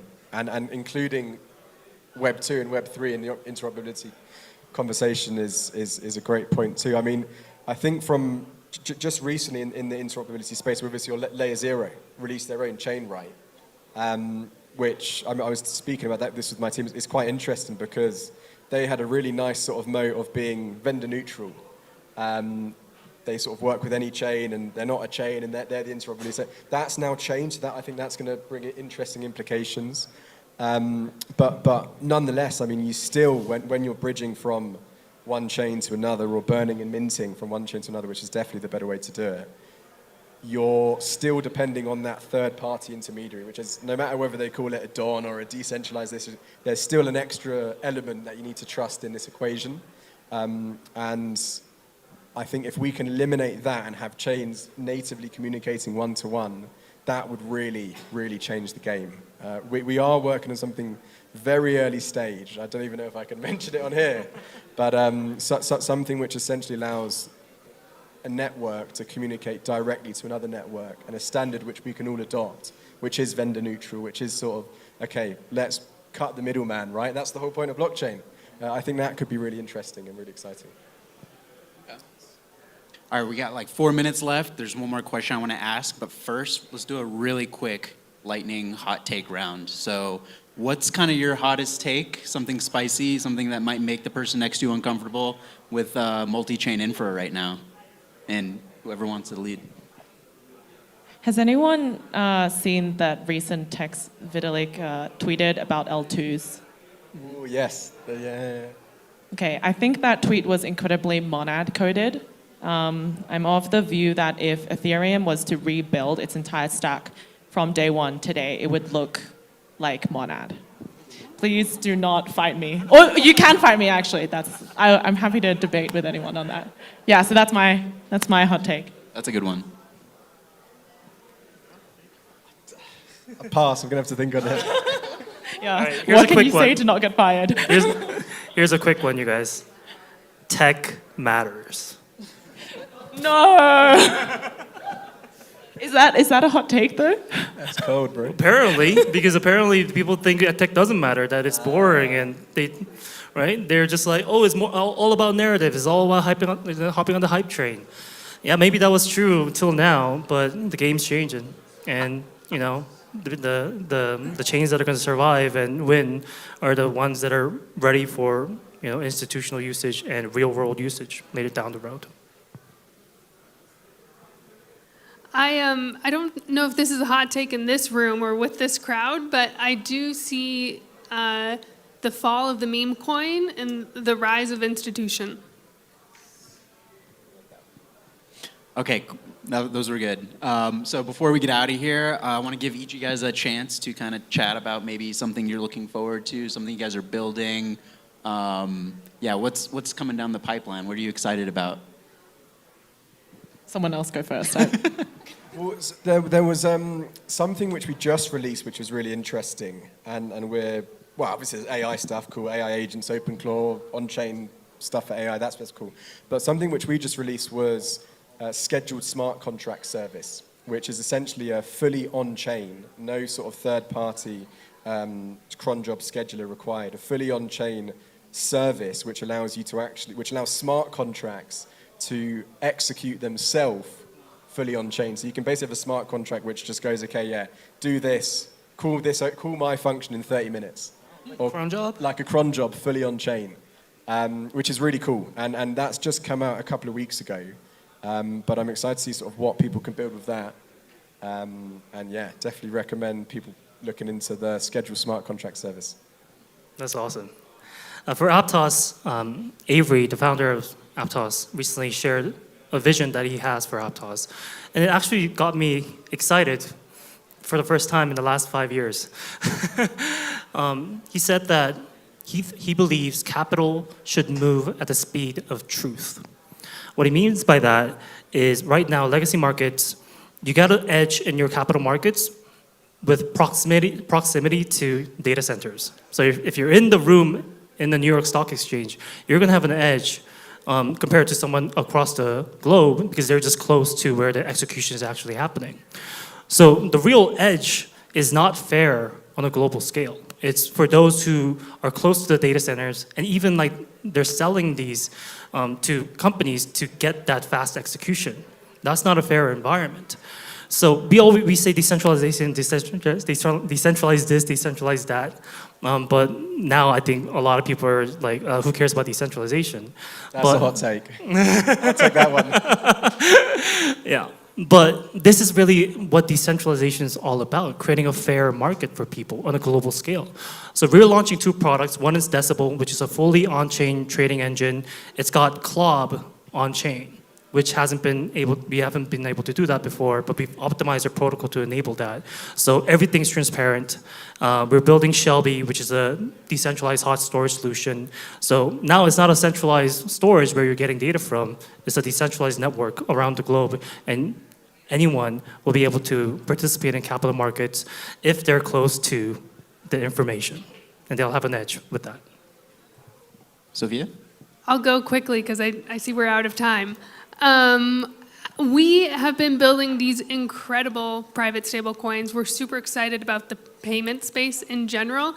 And tomorrow we have our labs organization, Provable, has a huge product announcement coming out for something that they've been working on for months. So I encourage everyone to keep an eye out on Twitter tomorrow at the Alio HQ. We'll retweet what the Provable, the labs entity, has created. It's really awesome. I'll do one update from Category Labs. As recently this week, they launched Foundry for Monad, so essentially helping EVM developers with the same Foundry tooling that Ethereum has. And then I would say that the most exciting thing on the foundation side is seeing the number of applications and really serious founders for Nitro.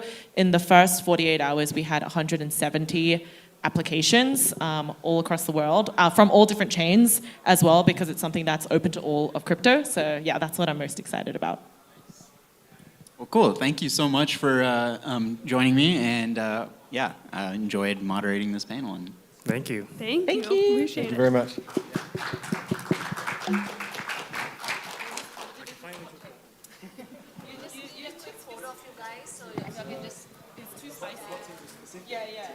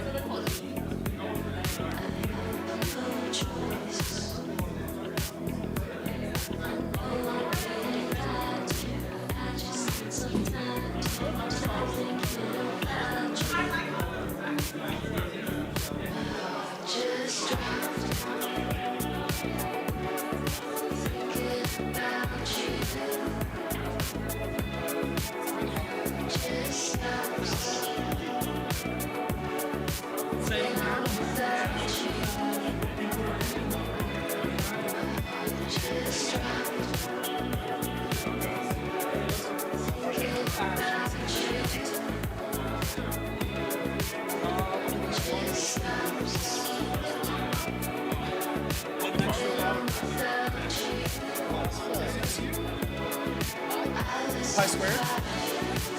No, that's a different one. Yeah, that's a different one. Yes. That's the OG.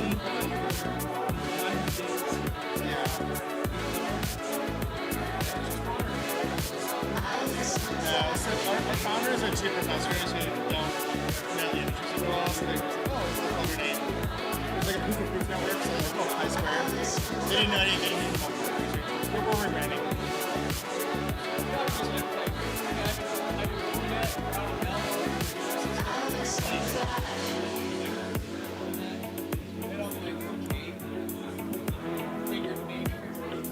I don't think I've ever seen them at a. They don't really come to a lot of conferences. Because they're it could be anything. Guys, so these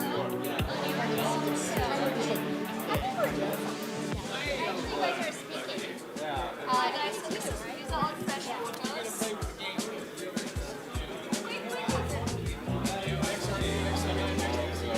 I want to do a quick briefing. Sorry, I just apologies.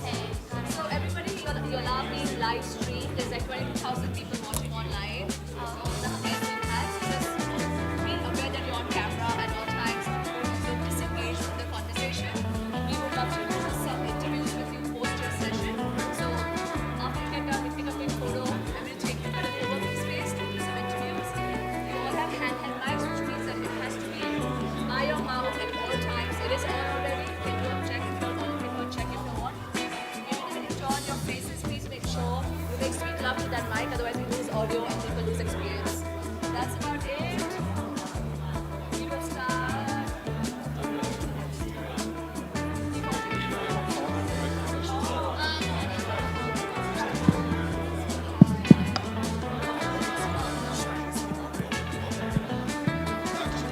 Oh, harder? Okay.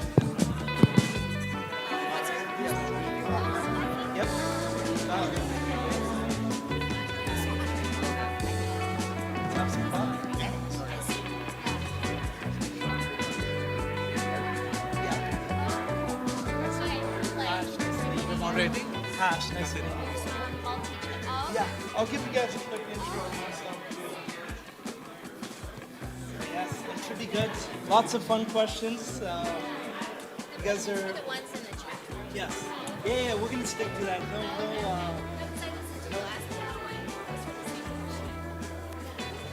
Shit.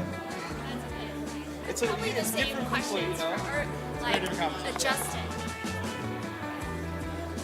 You guys have ultimate freedom to talk about, you know, whatever it is. I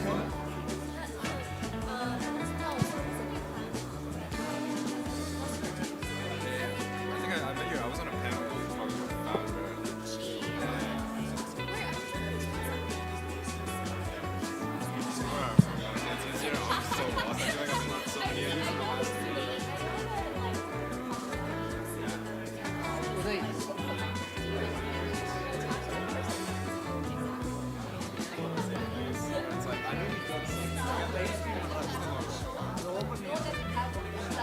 Okay. When it starts, I start.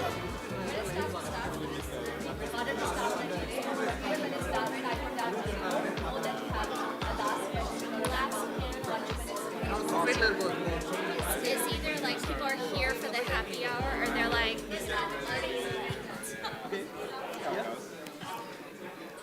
Hello, hello. Welcome to the AI on-chain panel. Why don't we start off with some intros? Why don't you guys tell me a little bit about your name, your role, and what your project's doing? I'll start first. My name's Hash. I'm the COO of MCA, or Multichain Advisors. We're a capital growth and marketing company. We also do M&As in this space. We've been around for 4 years. We helped Wormhole, TG, Pip Network, Zeus Network, Momentum, and a bunch of others. Hi everyone, my name is Jeet Raut. I am the head of strategy and BD at Pi Squared. We're a next generation Web3 info company, and we'll talk plenty about what we do shortly after this. Hey everyone, I'm Arthur. I'm the CCO at Pearl. Pearl is building the sovereign intelligence layer to allow humans, experts, add their wisdom to data that's used to train AI. Hi everyone. My name is Lele. I'm VP and head of BD at Kite. This is my fourth ETHDenver here, but it's always a great crowd, great energy. And I'm excited to improve my skiing skills after the end of ETHDenver. Kite, we are focused on being the AI payments blockchain and really working on building AI native infrastructure to support the agentic economy. Hey everyone, this is my first time in Denver and myself Gatin, and I'm DevRel lead at Zero G Labs. So Zero G is the first decentralized AI operating system, which is like an infrastructure to bring AI on chain. I would love to speak more during this panel. Awesome. So why don't we start with the elephant in the room? Obviously, this market's pretty uncertain. There's a lot going on, lots of doom and gloom. When we're looking at the current geopolitical and current economic uncertainties, where are you guys prioritizing your efforts going into the next couple months when it comes to AI? And what is the silver lining in this that people are missing?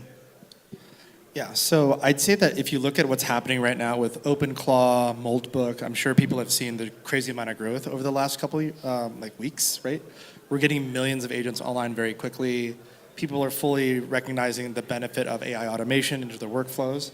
And so while I would say that yes, the token economy has certainly taken a hit, the amount of just interest and excitement in the AI space is massive. But at the same time, AI agents currently don't have good ways to pay each other or just access microservices, right? Some people have tried to do things like, go ahead, use my credit card. But that's incredibly insecure, right?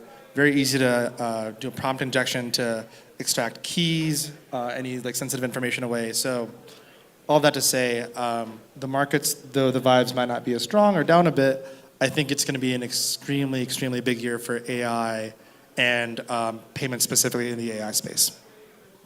Yeah, I think it's definitely a tough market, but ultimately I think it's a good thing for real builders in the sense that a lot of the liquidity has sort of flowed away from, what's the new narrative of the week, where we sort of hop to some new project, every single week or every month, towards projects that are building, real infrastructure that's being used for AI. So, ultimately, I do think it is, a tough market, but it's good for real builders.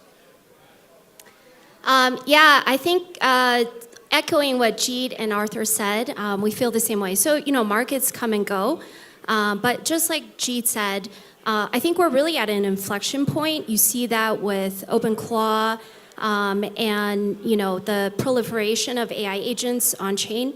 But really, there's a lot of concerns about, is it secure?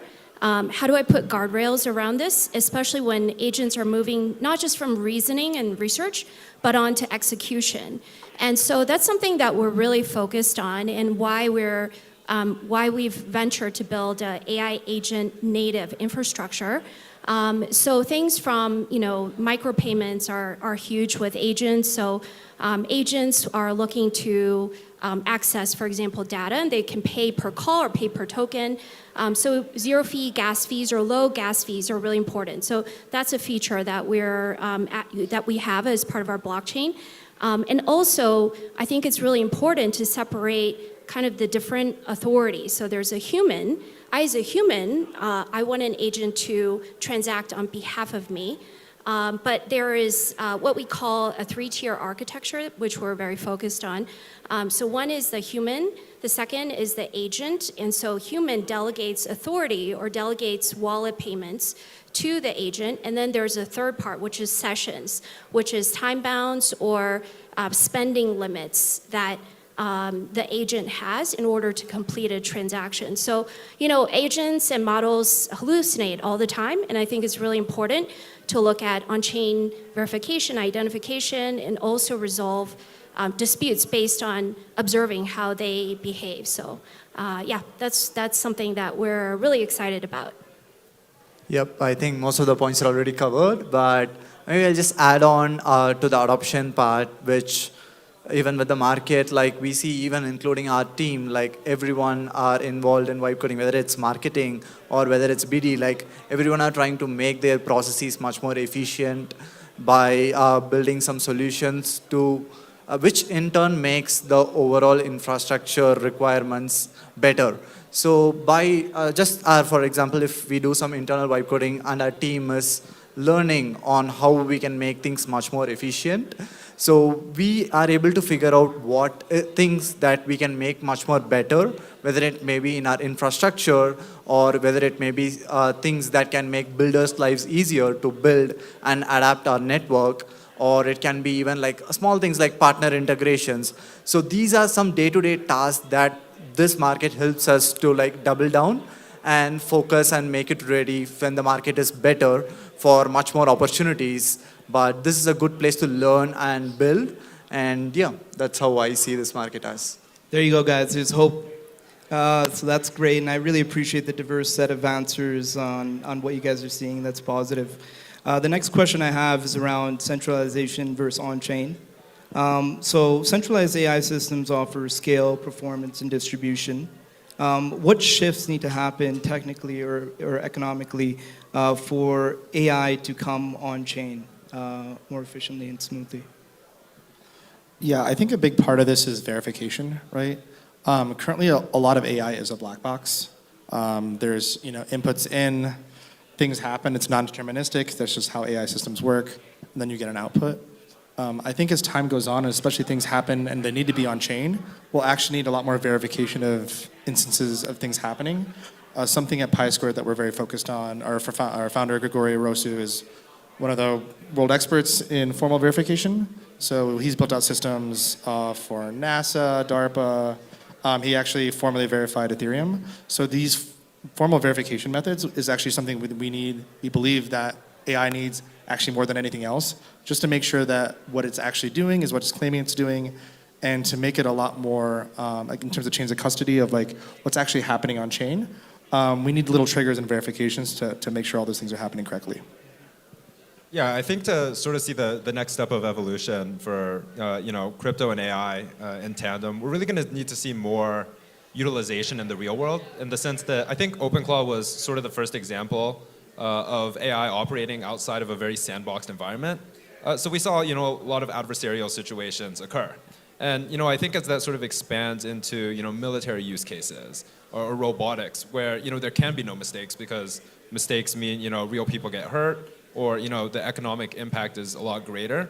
I think people are going to put a lot more emphasis on being able to verify where this data came from, who verified it, and how we can sort of avoid things like adversarial attacks or data poisoning, because that's the point where it is a lot more interesting for, let's say, like a nation state or a bad actor to try to infiltrate or feed a specific model bad data so that they can start to influence decisions, whether it be at the government level, at the corporate level, and beyond. Yeah, I think there were great points already. And yeah, pretty much I think the same. Centralization always improves efficiency. They have high capability, but it's very scary because you don't know what's happening behind the scenes. And you see these big fights between like OpenAI and Anthropic. And we've talked about it, I think, quite a lot already. But with OpenClaw or Claude, I think even today there was a big, news going out on Twitter that went viral, talking about how the government has put Claude as like a major security risk, and it related to Palantir as well. So having that on-chain verifiability and more open source environment, I think, is incredibly important as we think about how to embrace AI in a safer world. And with all technology, you see, the evolution over time, like from industrial revolution to desktop, mobile. Now we're in the AI era.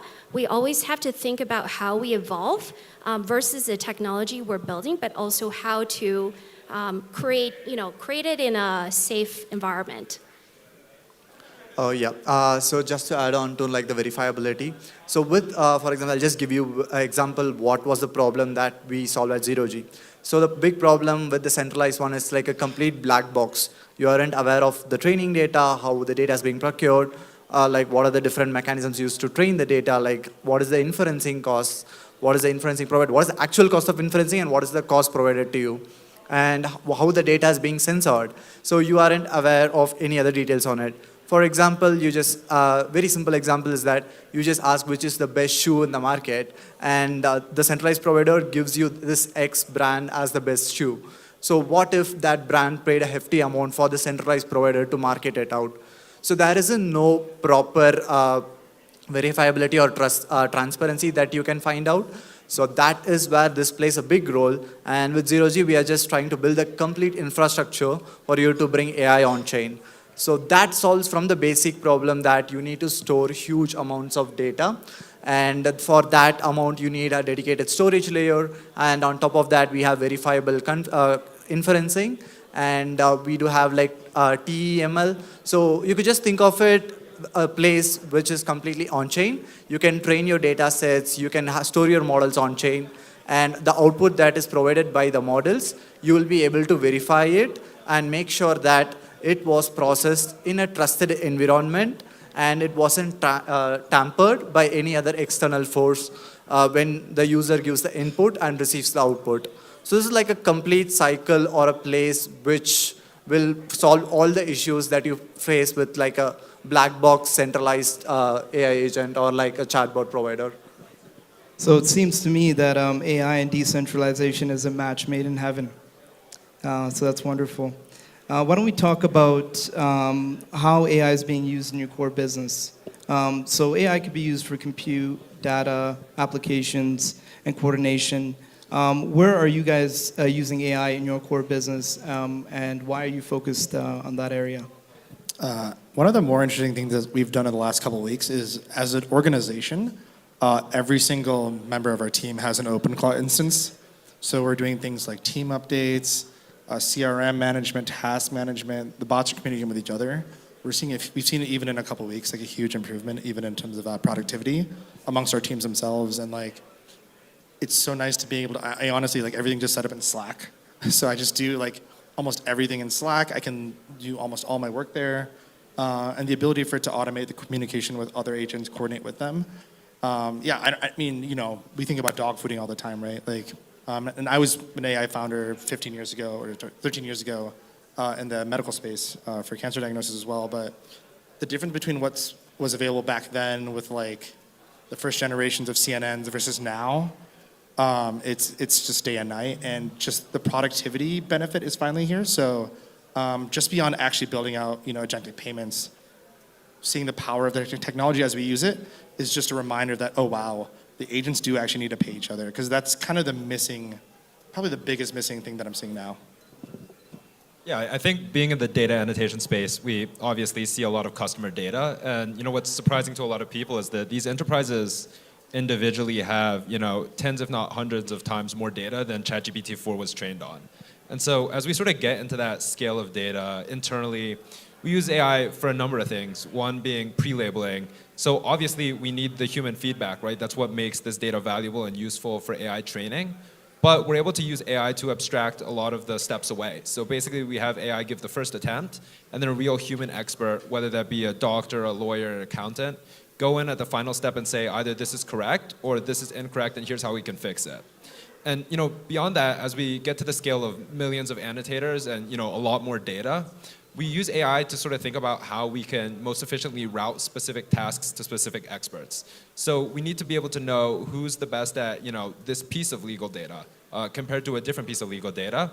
And so AI is a huge factor in that. Being at the blockchain level, we're naturally focused on the coordination of different AI agents, AI applications, and we think that, you know, as the world moves from not just human to agent interactions, but increasingly autonomous agent to agent interactions, it's really important to be able to have that infrastructure in place so that agents can interact at scale, as well as with a lot of the, you know, safeguards that we've mentioned in place. On the infrastructure basis, as we are also an infrastructure provider, so we see AI mostly on like the amount of models that you'll be able to host, and providing a platform where you will be able to host models with much more high parameters. For example, recently our team did a research, and it's called as DialogueOX. With that, we have uploaded 100 billion plus parameter model using Office internet bandwidth. So these are some improvements that we are doing, which will enable dApps or like other infrastructure providers to use, and they will be able to utilize our different LLM providers. And other than that, just on the day-to-day basis, we use it for much more efficient market research and also to make the overall analytics better. So that is how we use it on a day-to-day basis. That's four different ways these leaders in the space are using AI, so hopefully it encourages you guys to use it as well. This is my favorite question because it's about multi-chain. But as we go into multi-chain environment and AI is being used across chain, how's that going to affect the way you guys approach things and execute? And what are the challenges you see when intelligence goes multi-chain? Yeah, so one of the core features of what we're building out is called AllSat. What it basically does is it's a liquidity layer that provides liquidity access just in time across all these different chains. So what we do is basically we can verify transactions on all of the chains right now. So we have this currently running on Optimism, Mega ETH, Ethereum, and then so basically we can have someone sign on our network fast, and then it can trigger actions on other chains to move multi-chain. So the benefit here is that you get we have incredibly fast execution speed, sub 100 millisecond finality. So with that, we can easily tap into all these different assets around the entire crypto ecosystem. And the nice thing there specifically is that it can work with any ecosystem. It's not necessarily an EVM thing. We can work with all EVM chains, Solana, anything else out there as well. So we feel as though we're complementing a lot of the technology, right? We can, with the ability to move liquidity around, we can enable a lot of DeFi use cases. And I think that over time, right, we'll see a lot of chains. I've been in the space since 2016. And then obviously a lot of people have built out general purpose chains, right, especially on the L1 space. I think as we actually get to that point now, we'll have very specific technical implementations and specifications around basically highly opinionated decisions for specs in the chain that will greatly influence what people are trying to do with it, basically the app-chain thesis. Where this really does matter, though, is that even if you have that, you're still going to need access to liquidity. So we feel as though our solution here is something that allows any chain to quickly provide any other chain liquidity. It's just something that we're just all going to need, and especially for agents doing so many different payments. Yeah, I think for Pearl, AI going multi-chain is a great thing. Obviously, human intelligence is agnostic to chain. So in that sense, we're able to expand our network pretty greatly. So we're able to access annotators across different fields who live in different chains, as well as start working on different agents and models that are deployed across networks. And so what that means for us is that we just get a more diverse range of feedback that's really, really valuable to a lot of these model builders. Even though we are a chain, we definitely believe in a multi-chain world. And I think, the chain tribalism is really a thing of the past. And as I think some of the other panelists alluded to, AI does not care what chain they're on. They just want to finish their goals. So I think that's why for us it's really important to adhere to some of the key standards out there. So we have natively integrated X402. We are working with the Ethereum Foundation team to deploy ERC 8004 identity registries on chain. And also we're a partner with Google's AP2 as well. So I think we are definitely very open to working with other chains. And I think that is the world we live in now. Got it. So yeah, it's being the last in the panel is always all the topics are covered. But maybe I'll just give a quick word on our stack is completely modular.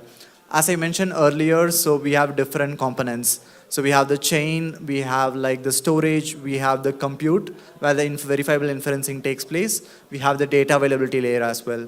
So all these we made sure that it is modular in stack, so that we aren't forcing them to just stay in our ecosystem. We are EVM compatible. Still, we aren't forcing them to use the complete stack. So they can use things based on their requirements. If they just need the inferencing part, they will be able to use that as a modular stack, or just the storage which is capable of holding large-scale AI models, which is cheaper and as well as having better throughput. So yeah, that's one of the things that we are focusing and making sure that it gives them an opportunity to try multiple chains and also to utilize the part that actually makes sense to the most of their requirements. Well, it's time to turn up the heat. What's our spicy takes on AI right now? Yeah, so probably my spiciest take is actually blockchains are not the best way to do agentic payments. So we're built on something called an eventual consistency network. So in 2019, basically a paper came out describing how you can solve the double spend problem without a consensus protocol. And that's what we're built on. So right now, we're at 150,000 TPS, sub 100 millisecond latency. The goal by the end of the year, once we optimize for TPS, is over 1 million. So we feel as though that's the kind of scale that you need to actually do agentic payments well. Excuse me. And yeah, I think we're one of the only people building that. So yeah, that's my hot take.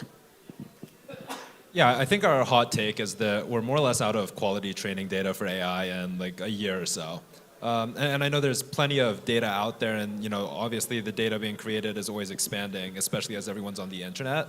But a lot of our team talks to some of the frontier labs and robotics labs every day.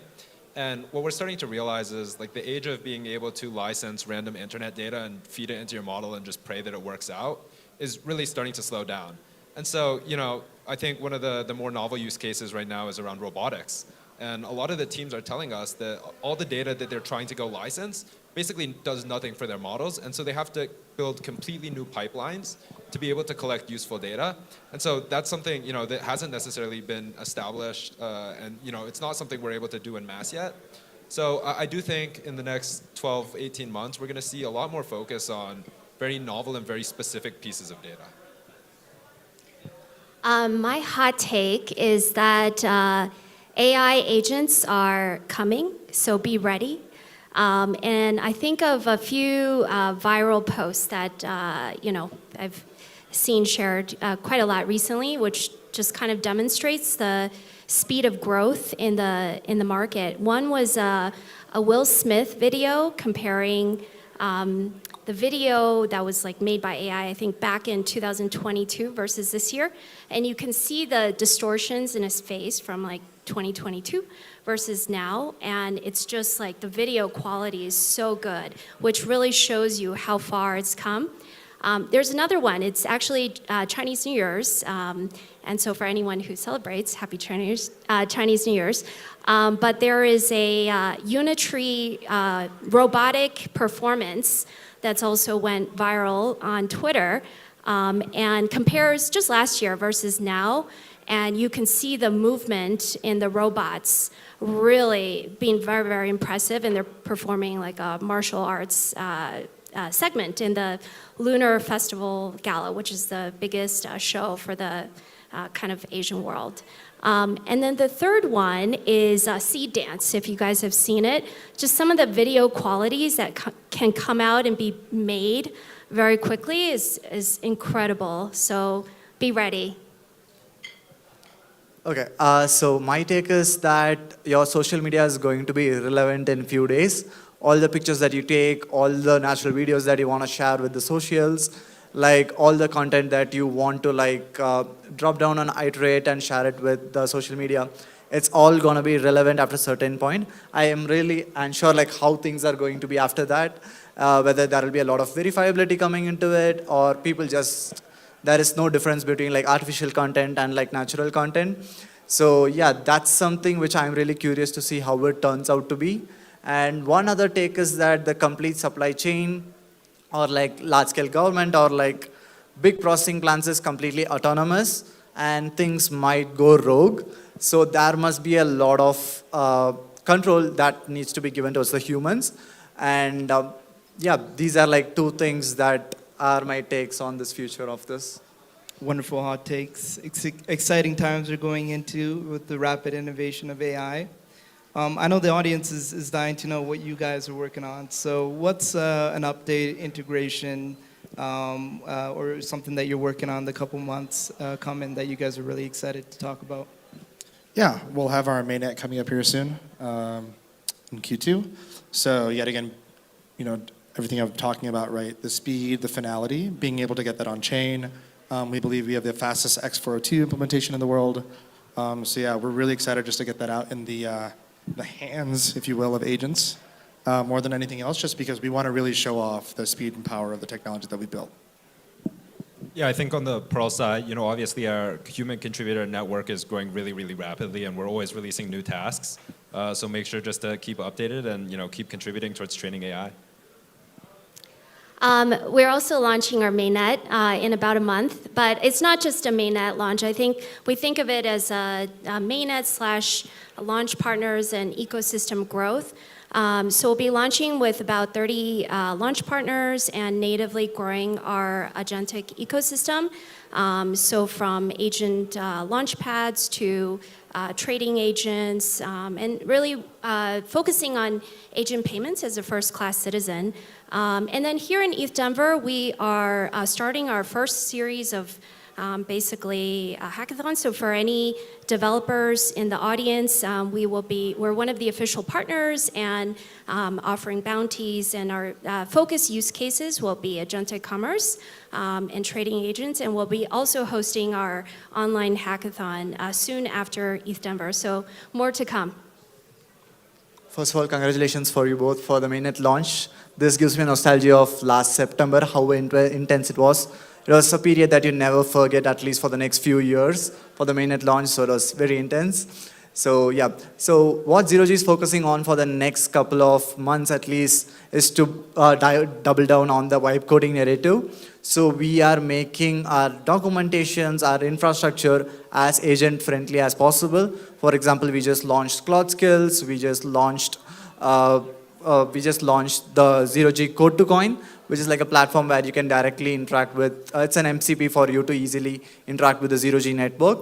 So we are doing like a few other initiatives and a lot of zero coding events. So vibe coding with Zero G becomes zero coding. So that is how we are trying to take this narrative forward and making it as friendly for the builders to vibe code and ship a lot of stuff on Zero G, as well as learn vibe coding through Zero G. So that is how we are focusing the next couple of months. Awesome. I want to thank the guests over here. You guys are building some awesome stuff. For the audience, please follow these guys, and you know, good luck on the main nets for you two, and for the other guys, like, you know, keep crushing it. The builders keep shipping. Thank you so much.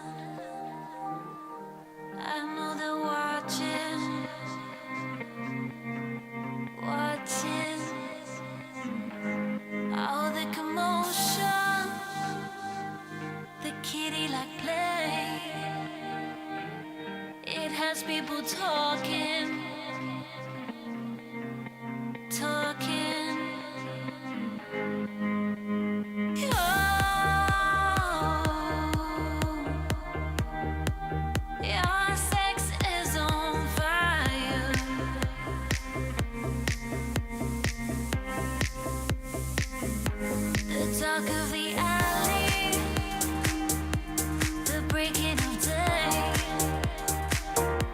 Ahead while I'm driving,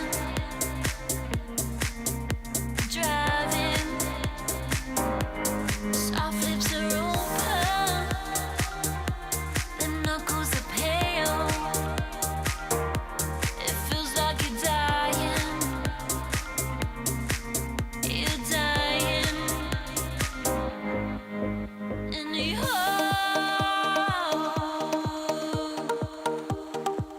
your sex is on fire.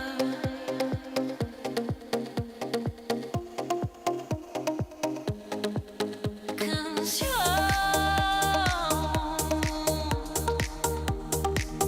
we're the ones to transpire.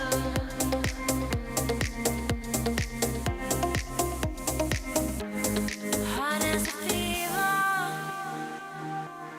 rattle of bones. I could just taste it, taste it. But it's no forever. Oh, it's just tonight. Oh, it's still the greatest. The greatest.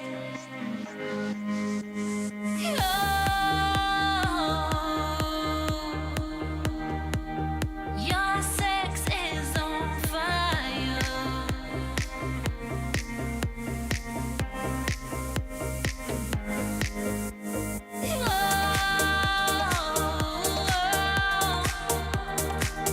Your sex is on fire.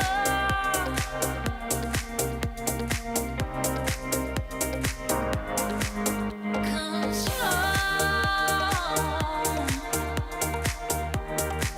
we're the ones to transpire.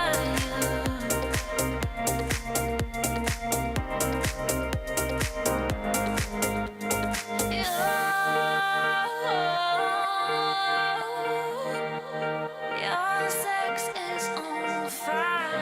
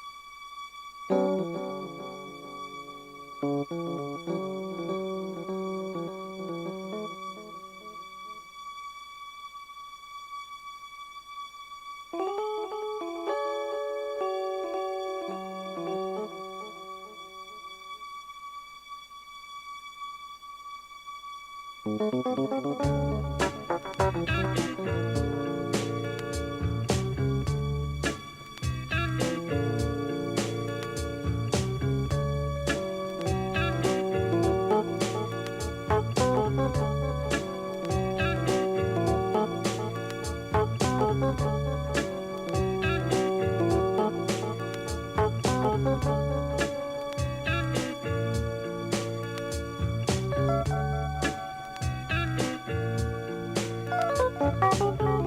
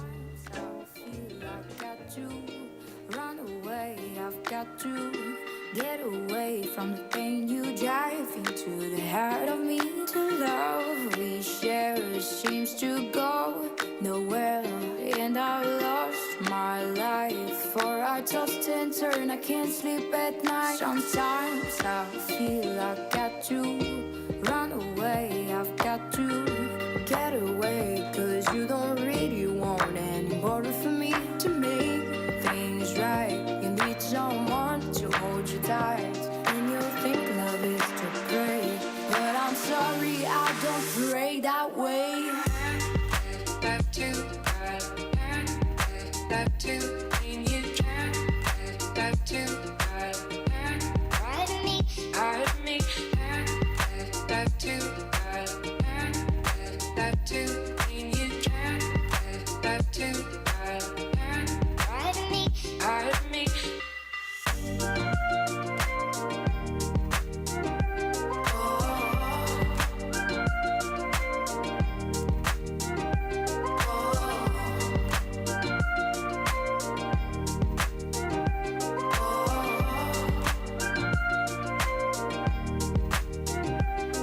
Sometimes I feel I got to run away, I've got to get away from the pain you drive into the heart of me.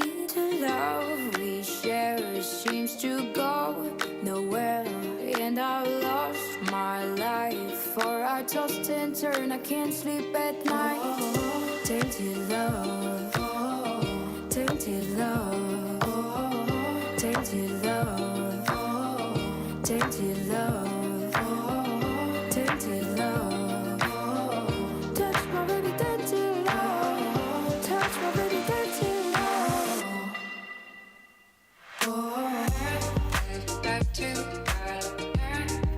Back to when you try. Back to hide me. Back to when you try. Back to hide me. Back to when you try. Hide me.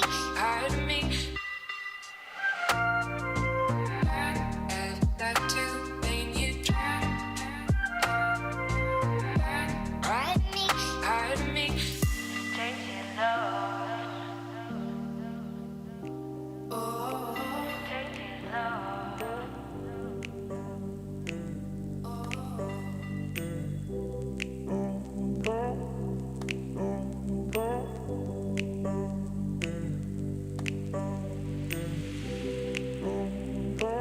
It's just a matter of time before I lose my mind. Before I lose my mind.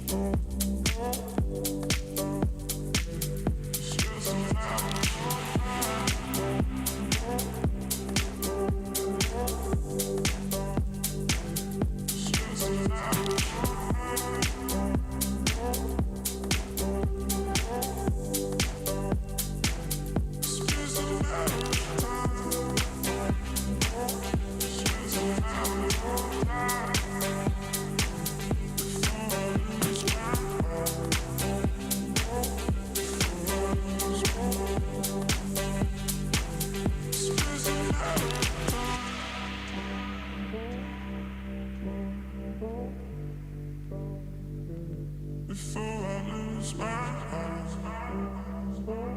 Before I lose my mind. Before I lose my eyes. Before I lose my mind. Before I lose my eyes. Before I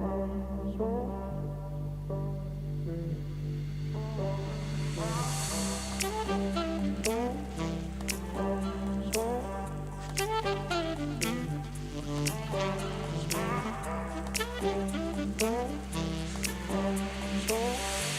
It's just a matter of time.